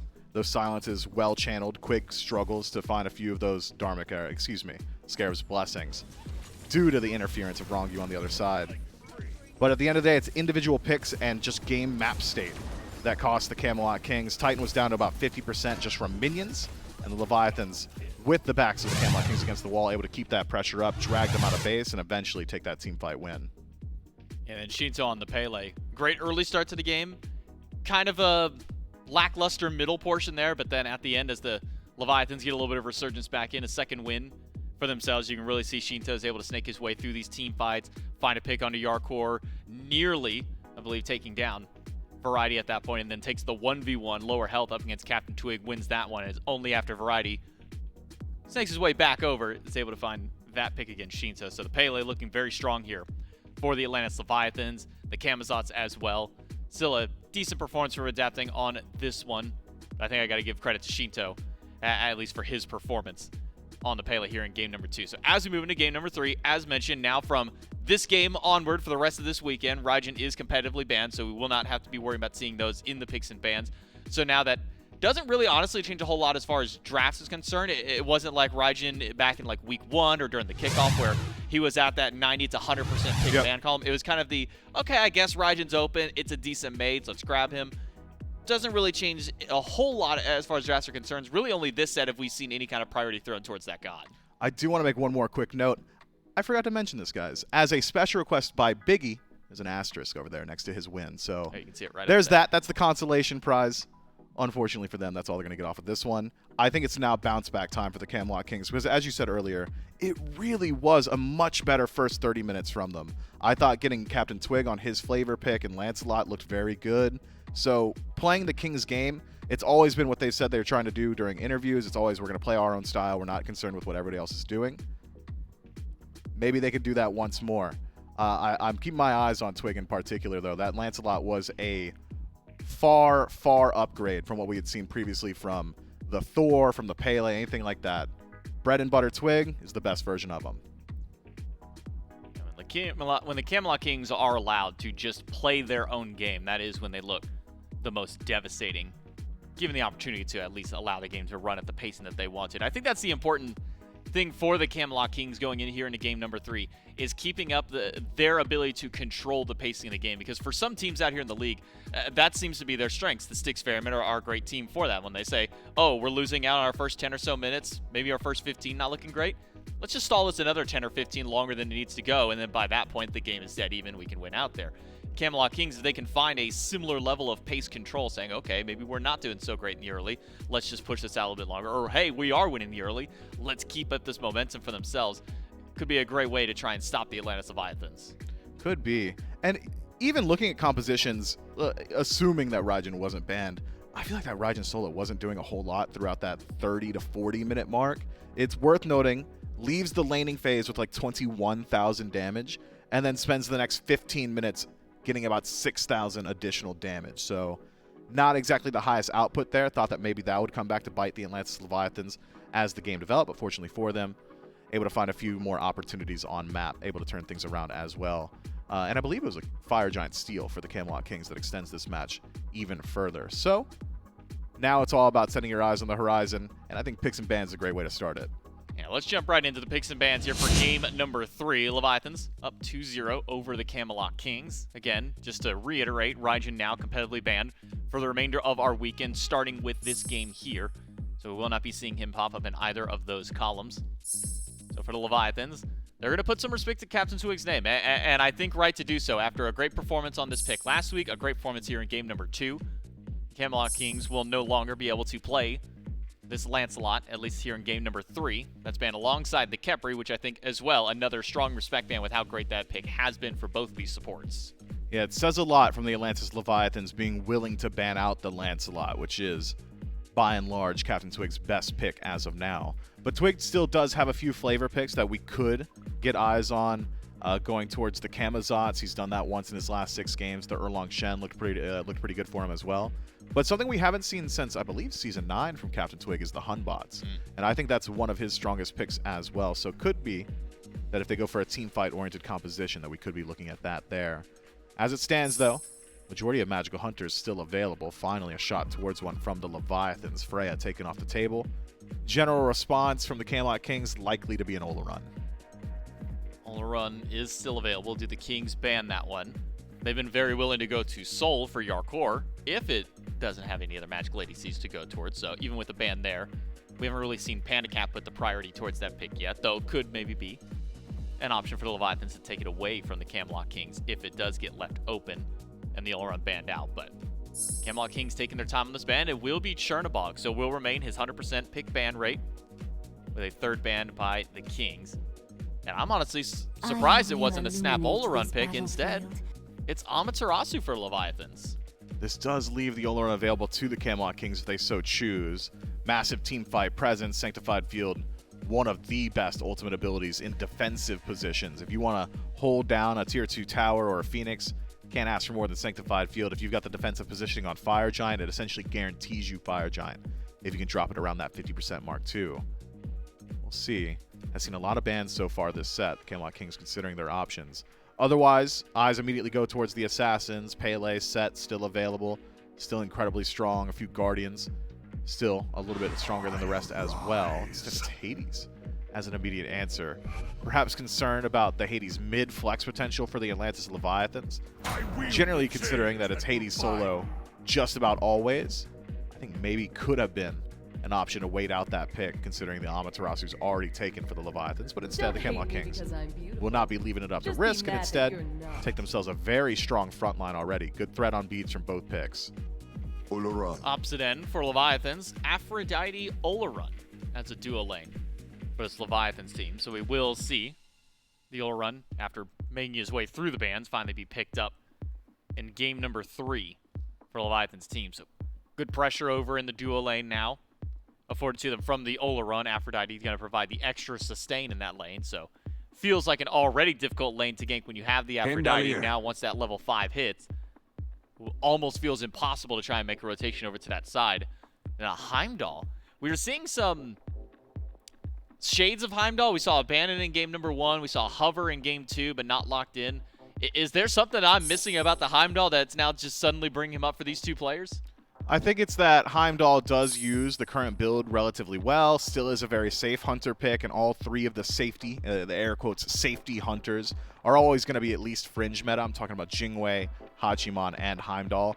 They hold their own, they scale into the late game, and by the late game rolls around, you still just have standard hunter auto attack, so certainly valuable there. CC immunity on ultimate allows Heimdall to escape the Sanctified Fields pretty quickly as well, if he finds himself in a poor position. So not overly surprised to see Heimdall taken. I am surprised to see him taken this high up in the draft, though. It's pretty unlikely we would have seen it banned out. Mercury, Camazot's Erlong Shen, as far as junglers are concerned, banned away in the second wave, and then a Baba Yaga to join the mix. Makes me wonder where the Leviathans are going to be going with their mid lane selection. It's Naja, locked in immediately for Captain Twig. Doesn't necessarily have the big bang follow-up just yet. Waiting to see what that mid lane option could be for the Kings to round that one out. Levi's but surely speaking Thor, of right? Big bang options, Thoth a great one. Shinto's had a great performance on this pick in the past, and as you were alluding to, the Thor. So a Thor-Thoth combo for the Leviathans. This gives them so much range and so much sneak initiation. Scratch that, no Thoth. Pivot over to Pele, who is still left open through all this. Yeah, Pele's going to bring you the pressure, and it will be Thor joining her on the battleground. That is a lot of dive potential, but having not seen, or presumably not seen, the mid laner pick for the Camelot Kings just yet, this will allow Big Man Tings to find something with a little bit more safety if he so chooses. And I'm thinking that's got to be on his mind. You want something with at least a little bit of mobility to deal with the walls from Thor, the massive dash from Pele, and that pressure output. Seems like the concentrated answer from the majority of players when you're dealing with Pele in mid is either Morgan Le Fay or someone with self-sustain. Because what we see so often from Pele is that she will trade her own HP bar for yours every single time.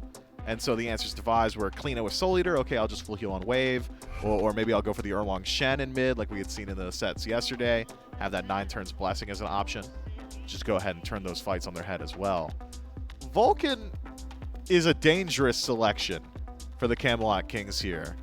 It feels like Thor could just get behind him, throw up the wall, and all of a sudden Vulcan's locked down. But the volatility would not just reside with the Kings. It would also be on the Leviathans. Naja plus massive damage, damage ultimate, right? Just a good combo that's been working all the way back since 2012. I was not expecting to see a Kukulkan today. It is a Big Man Tings classic. And that's the the Camelot combo. Kings.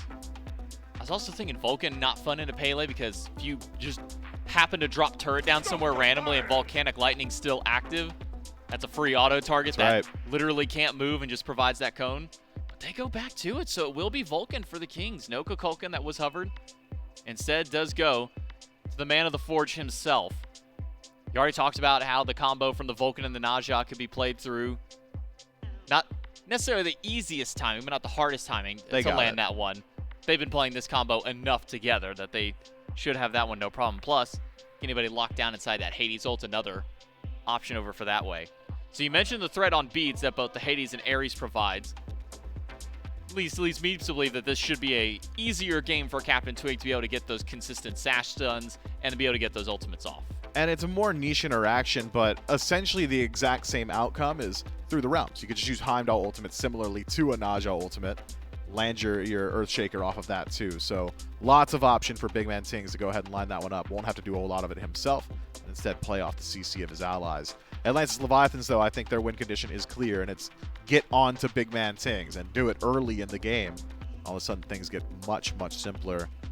The only difficulty I could see the Atlantis Leviathans running into in that regard is that their initiation is so reliant on both Thor and Amaterasu, and both of their initiations are all reliant on ultimate for the most part. If you don't have Anvil of Dawn, if you don't have Dazzling Offensive, you basically don't have a way to start the fight. And how does that really kind of, not just when we get to the team fights, but even kind of just like these initial ganks, how does that also maybe kind of make these ganks a bit more difficult for Leviathans if you're depending strictly on these ultimates to be able to get things off? You know, the Amaterasu has a silence to her name. That's just about it until the ultimate goes through. Thor has a wall, but I mean, what answers do Leviathans have for these kinds of rotations from the Kings? I mean, they've got good survivability. So if the idea is let's wait till we can group up and leverage those abilities together, we need to stack our ultimates to make it work, the Leviathans can say, okay, well, we'll just play sustain in the duo lane, hang back, keep safe, we'll have Undying Love come level 5, and we'll be relatively able to just deal with Camelot Kings in that regard pretty easily. It's not as if Naja's going to be spending a lot of his time in the duo lane either. I imagine he's going to spend a lot of his time in mid, trying to prevent that Pele from diving and playing around the Earthshaker combo. Probably going to be seeing a lot of action in the mid or potentially even over in the soul lane as well, probably from both of these teams, because trying to gank an Aphrodite Ola run, that's not fun, especially if level 5 hits. As long as one of them has ultimate, probably feels like that gank might as well be a wash unless you manage to get both of them at the same time. Soul lane could be an option. We've been seeing a lot of more damage-oriented Hades, sometimes a breastplate in that second slot, but for the most part has just been damage-oriented. So it's, can you out-damage the god at the beginning of the game? We'll have to see if the Leviathans can do that. Let's see what Captain Twig can do on this Naja as well. It's been a little bit since he's played it. We'll see if he's still got it in him here. Game number 3 between the Camelot Kings and the Leviathans kicks off right now with Goran Trelli. Thanks so much, J-Mac and Mifflin. And that's right, Game 3 starts here and could be, who knows, the last of a Game 5 or best of 5. We'll see what the Kings have to offer us. Gore, Trelli, and Vile giving us the window to the battlefield. The Leviathans, Trelli this time around, go for something that I'll admit, for a while I was like always really excited to see Afro support. And I think it's because we got to see so little of it over the years. But then it didn't work out so good for a lot of people. Right. And then I stopped being excited to see it. How do you think that the Afro fits for Wrong Yu, and specifically, I guess, with this kind of team around him? Well, as far as I've seen, so far the Aphrodite has been coming back in small waves when up against the Ares in particular. That is a pick that has been answering back, right? Because you've got the ultimate to just completely nullify no escape. As long as you've got that your CC immune, you don't have to worry about beads, etc. And also, what is Ares' damage? If nothing else, it's, you know, annoying poke damage that is going to continually tick you down, whereas you can just sort of nullify that with Lovebirds, and I think that's the call. Is like, hey, in lane, if I'm kissed to you, I can just heal you up all of this Ares poke. We don't have to worry about the ultimate, and then we can work late game into just, you know, who doesn't have beads? Okay, I got you. Panda Cat probably isn't going to have the beads. The Absolution could be a decent option, but now that you have Afro, you don't have to worry about building him that Absolution, and you can just, you know, nullify that pull late game anyways. And I think, considering Big Man Tings is going to be very easy to Aegis out as well, or just immune with the ultimate, you don't really have to worry about it. Like, Undying Love is going to completely nullify the Earthmaker as well. So I think you just have some good targets for the Aphrodite. And it's something we talked about a lot with the Warriors and their Aphrodite stunt. There was a very hefty amount of, like, oh, well, as long as you got the carries around you, that's all that matters. And late game, Olorun, Shinto, adapting, fine, okay? You're going to have the carries around you. And so that shouldn't be too much of an issue. But like you said, I think the counter, and more specifically, just dealing with this Ares. Stop him from the flames, stop him from his chains, stop his ult, like, just make him a little more miserable if possible. And it'll be good to watch what Wrong Yu does here and throughout this game. Man, I'm also excited. This is, for anyone, I guess, who's been watching a while, maybe not even watching a while, I feel like it's pretty easy to just, like, geek out over certain Smite things. Of course. Adapting locks in Thor, like, you're gonna geek out over it, right? Like, it's just gonna, it's bound to happen. It's a natural occurrence, right? Just as any other bodily function, crying, smiling, laughing, like, geeking out over adapting swords on that list. I would also say Ting's playing, like, Vulcan and Kukulkan is on that list.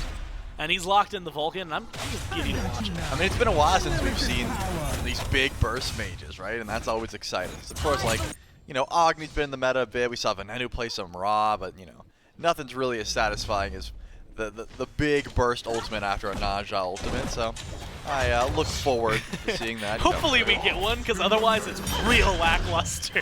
Right, he's gone here. I think he Oh is. my goodness, he is. Wow, I was waiting for the double tap. It turns out Fine-OK at the burst that was necessary. He's going to pick up the first blood.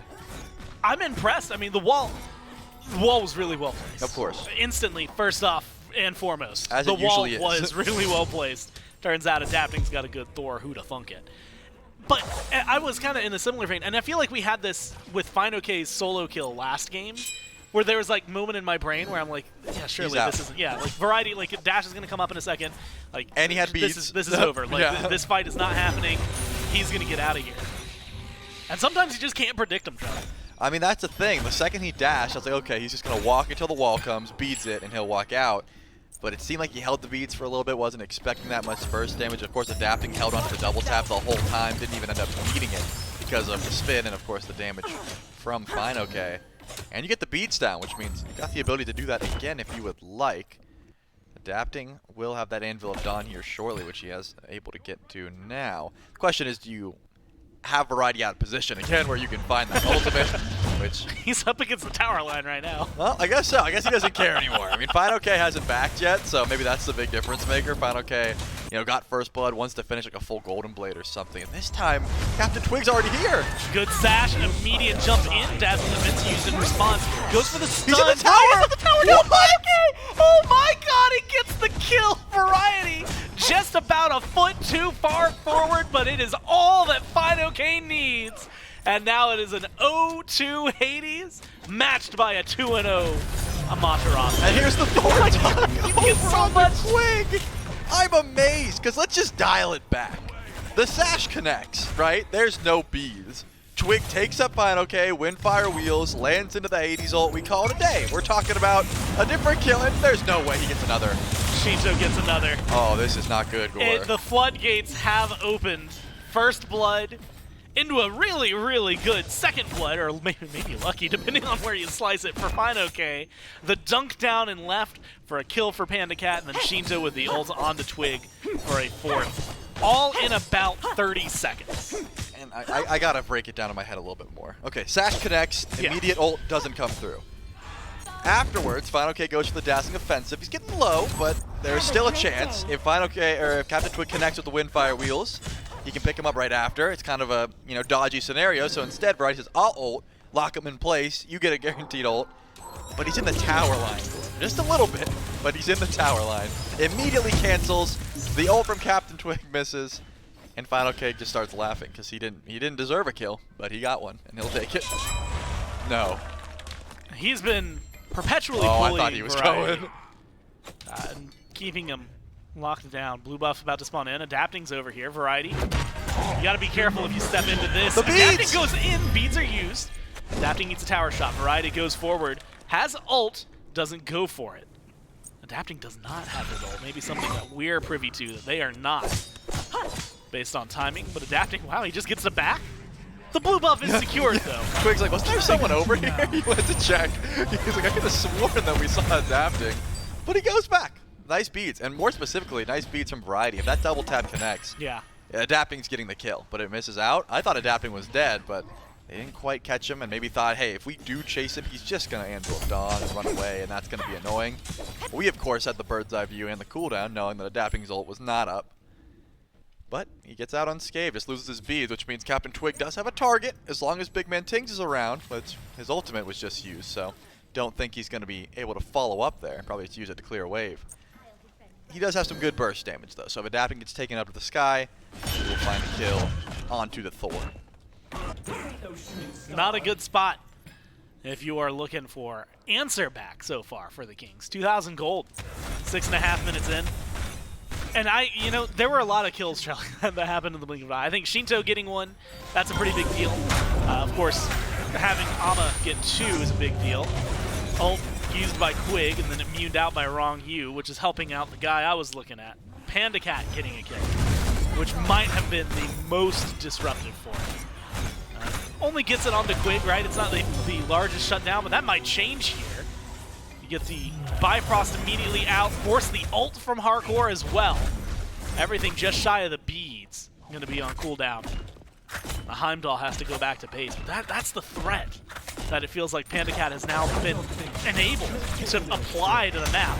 Twig sashes, ult, adapting, takes him up to the sky, comes crashing down into a waiting Leviathans team. Shinto around the back, and Shinto with the ult. PandaCat with the auto have the damage necessary to find exactly what they need. Shinto chase down onto Quig is all they need, and adapting finishes it off with a dunk just for the flare. Yeah, I can't believe Twig even went in for that shield buff, knowing, hey, I'm in a 1v3. Yeah, Big Man Tings is on the way, but the rest of the team was not going to be there. Yarkor had just backed, and oh yeah, Quig's level 6, so no.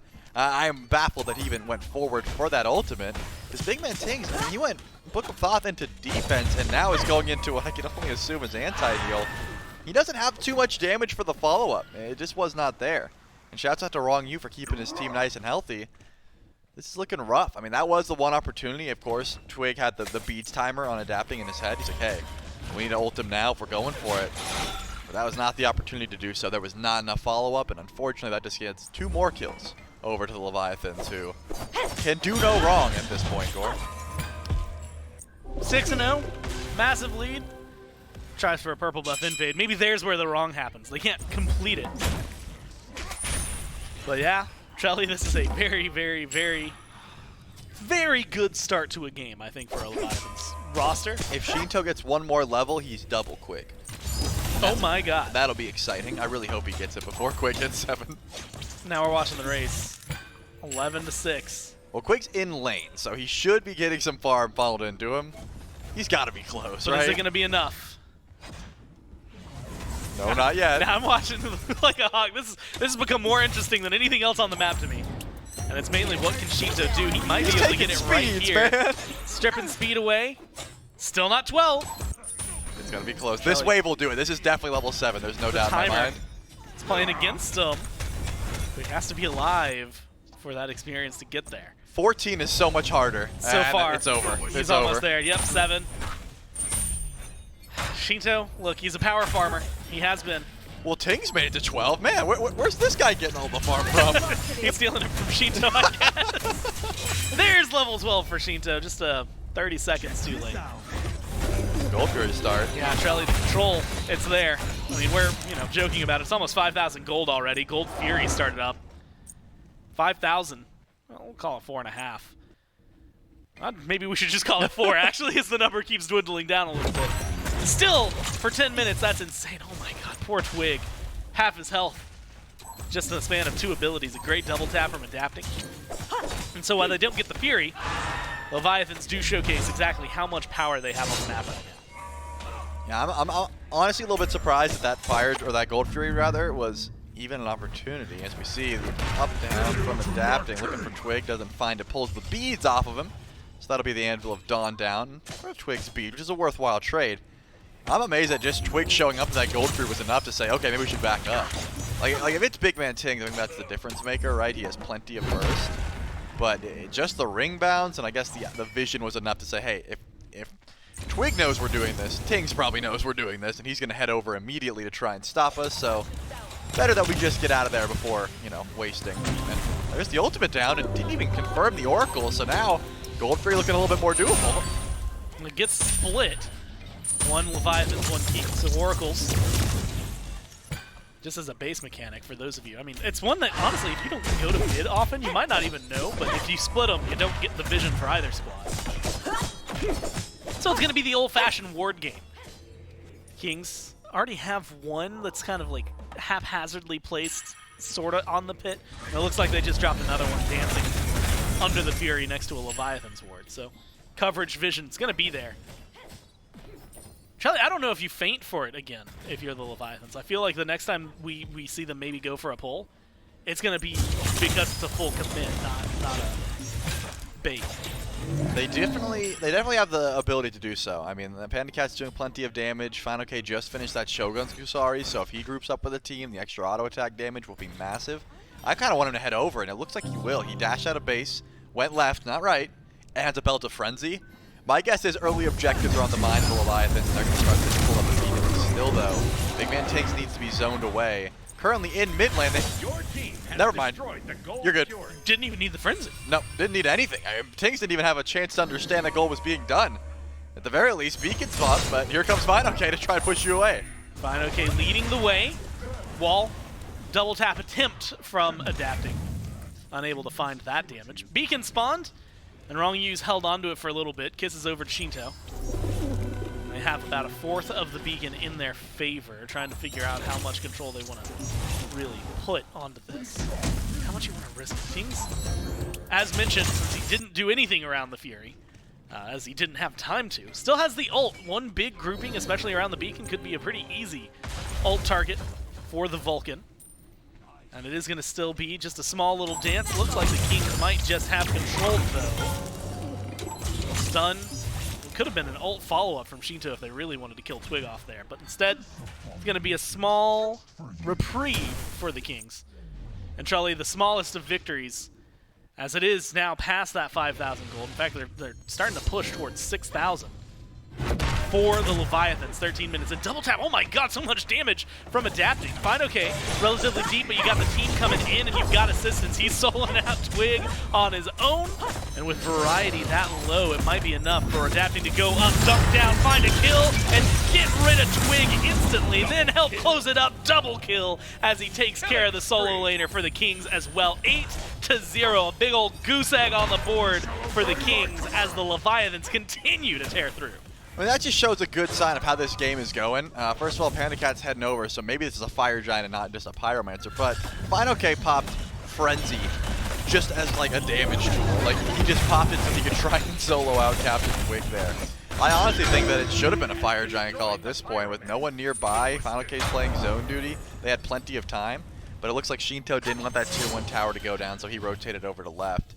If you want me to start looking at avenues back into the game for the Camelot Kings, that's usually my job at this point. Try and keep it, you know, alive. Yeah. I see shutdowns that could be had, right? Adapting 3-0. That could be a big bounty if they're able to find it. Or, yeah, that's try and shut down the kills. That's a good start. And what's unfortunate, because 8-0, like, let's go back. I do want to rewind to last week, where Twig was up like 7-0. Right. That bounty is worth a ton, right? It's worth way more than a 3-0 guy. He's done so much for it. You're going to get a lot off of that kill.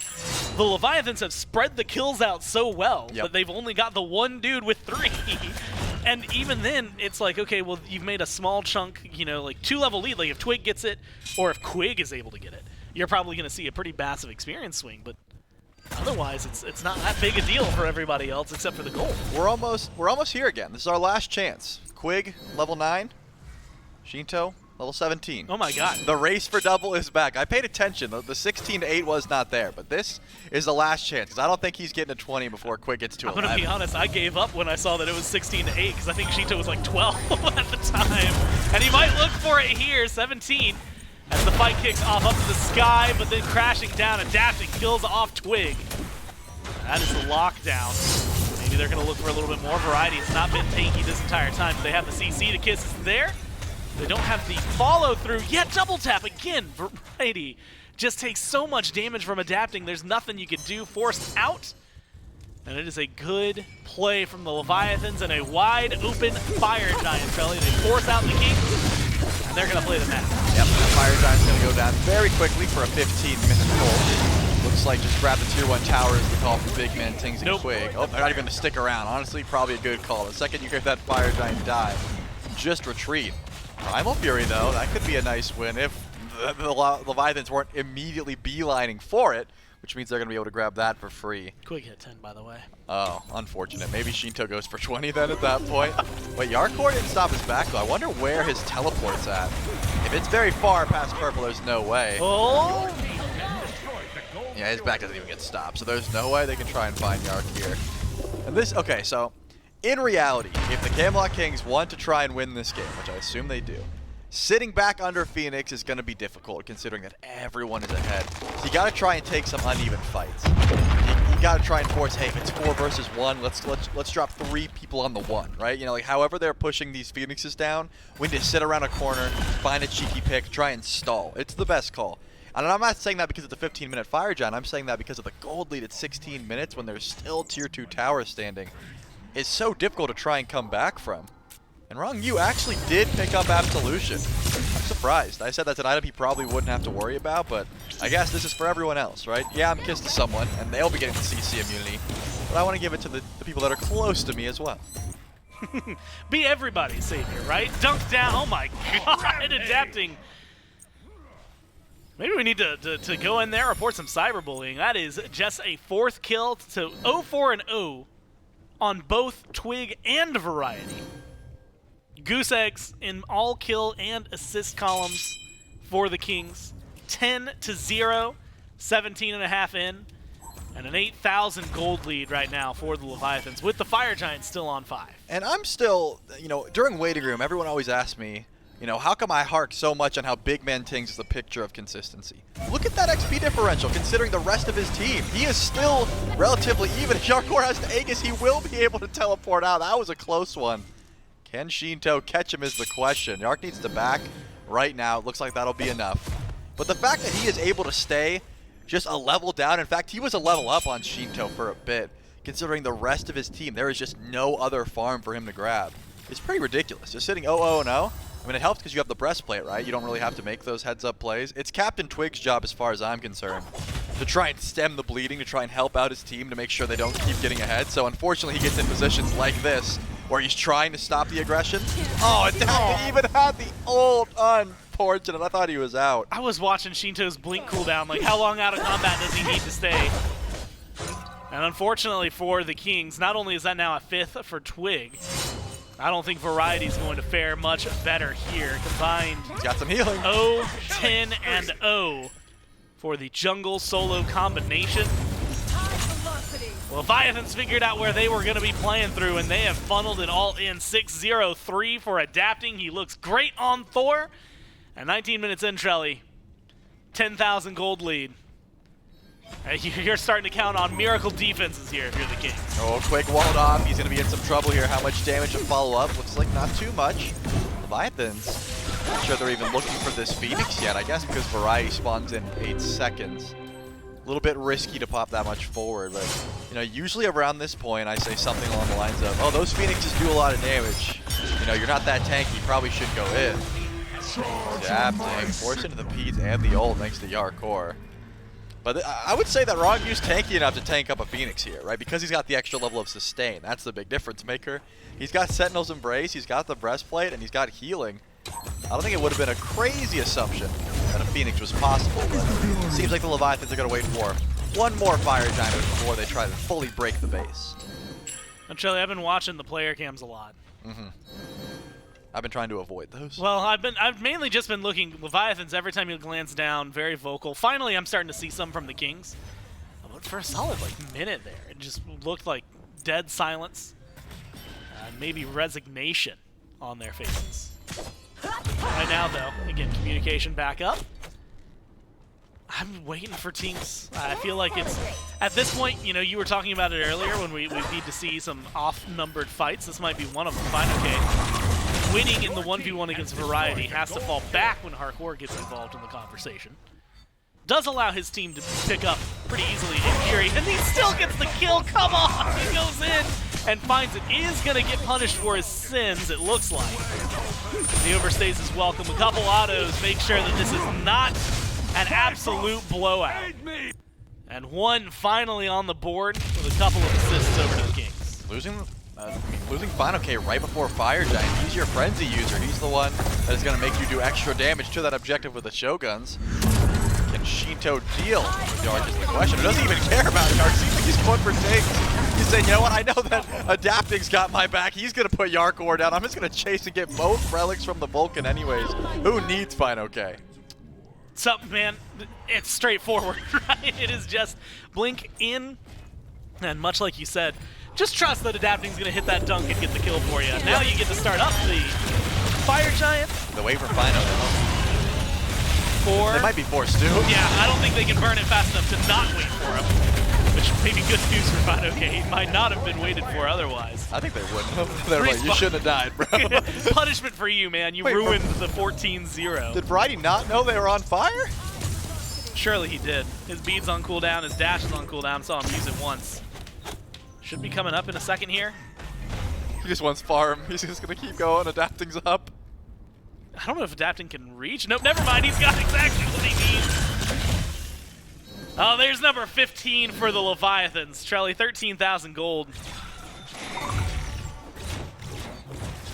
Yep. It's a lot, man. Yep. It's a lot. It's a lot to deal with if you're the Kings here, and Have a great day. the answers are very, very, very, very slim. I would say so. Frenzy gets popped, Phoenix is the target, but remember, Final K had the beads already, so getting ulted would be a bit annoying from Quig, being ulted by Yarkor. But actually net a kill.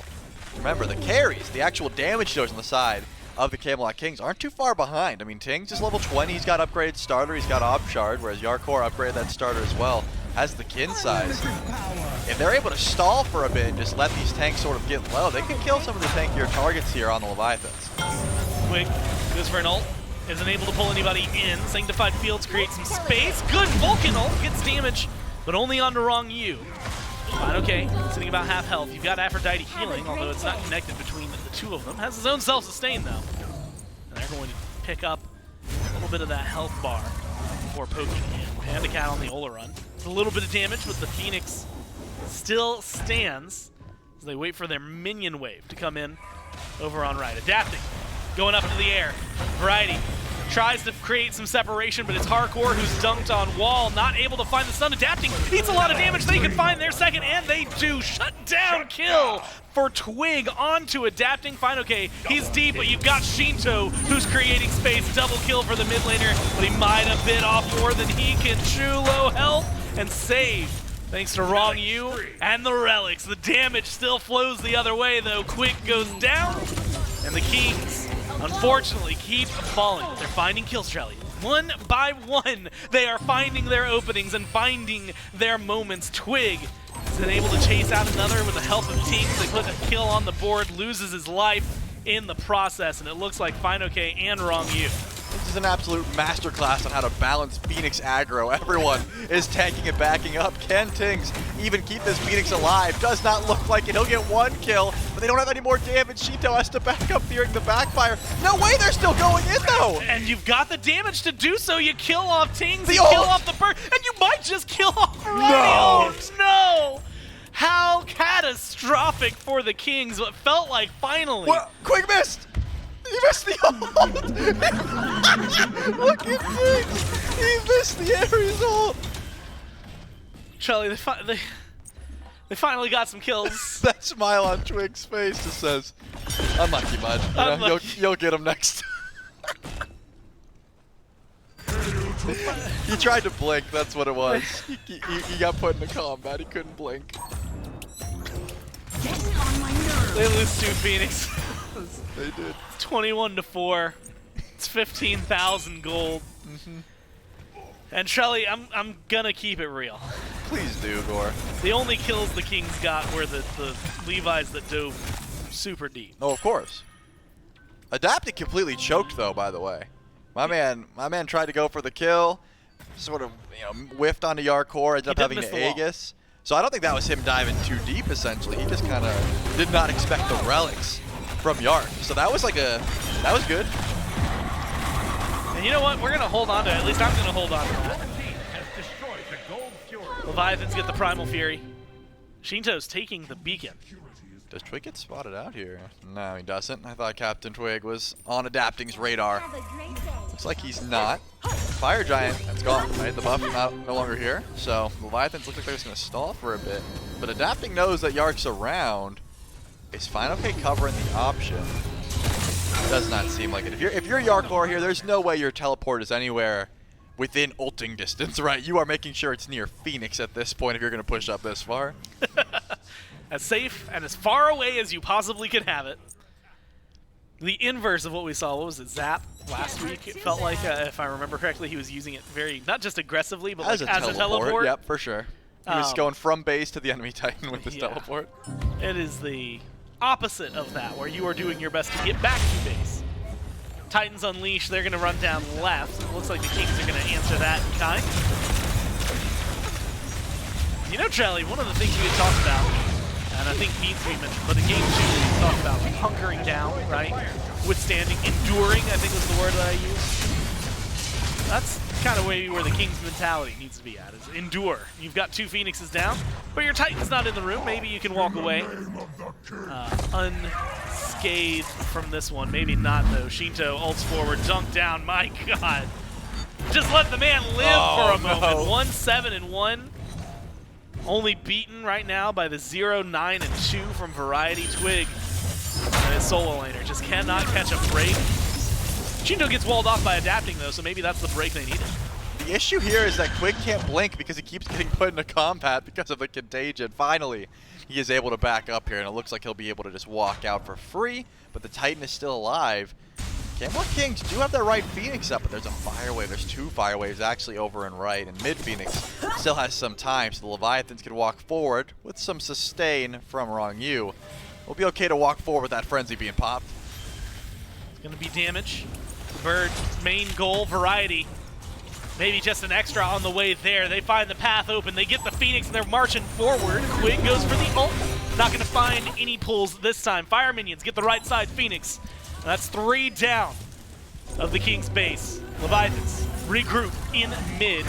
Their own Titan finally driven back. They walk in. Twig just cannon fodder at this point. Unstoppable for Shinto. 7-0 on the Pele. Adapting, dunk in, damage, good wall, even better. Blocks off the fountain for a little bit, but it is not the main goal. The main goal here is the Titan. Kings trying to defend it, but there is just too much damage. 3-0 Leviathans. Well, I'm amazed it went 28 minutes. Honestly, the Camelot Kings were able to find some forms of stop, some forms of defense, but yeah, that game in its entirety, very, very Leviathans heavy from the get-go. This Thor has been popping off, getting damage on pretty much everywhere. We talked about the duo pressure Olron gives you. Throw an Aphrodite into the mix, and that lane is not going to be going anywhere. Right, they are at the tower line pretty consistently. And then, of course, FineOK just having a field day over in solo. I mean, it was from that moment where Twig and Variety came over to kill FineOK. Yeah. And instead, FineOK kills Variety for the second death that game. Right. That felt like things were going wrong. And maybe that feels like that's where things went wrong, because right after we also saw an immediate kill in duo and then an immediate kill in mid on the Twig. Yeah. And so maybe that's why it felt like things went so wrong.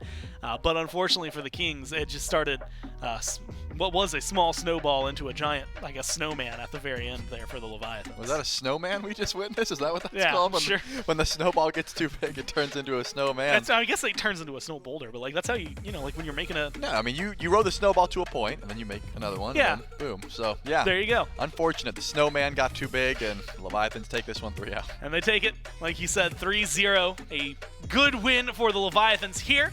And, of course, what has been a very stacked couple of weeks for them in terms of amount of games played. But that's going to do it for myself and Charlie. We'll throw it over to the desk, and they can break it down.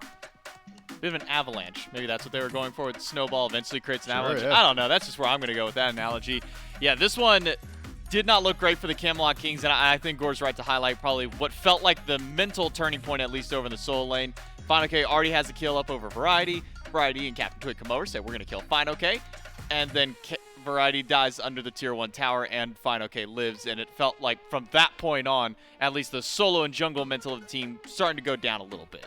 I mean, to speak completely candidly, the extenuating circumstances surrounding this set do mar it a bit. Game 3, of course, I'm going to give the utmost credence to mental crushing. I mean, they could be right about that individual match. Maybe one thing happens there, but I think the mental crush happens in Game 2.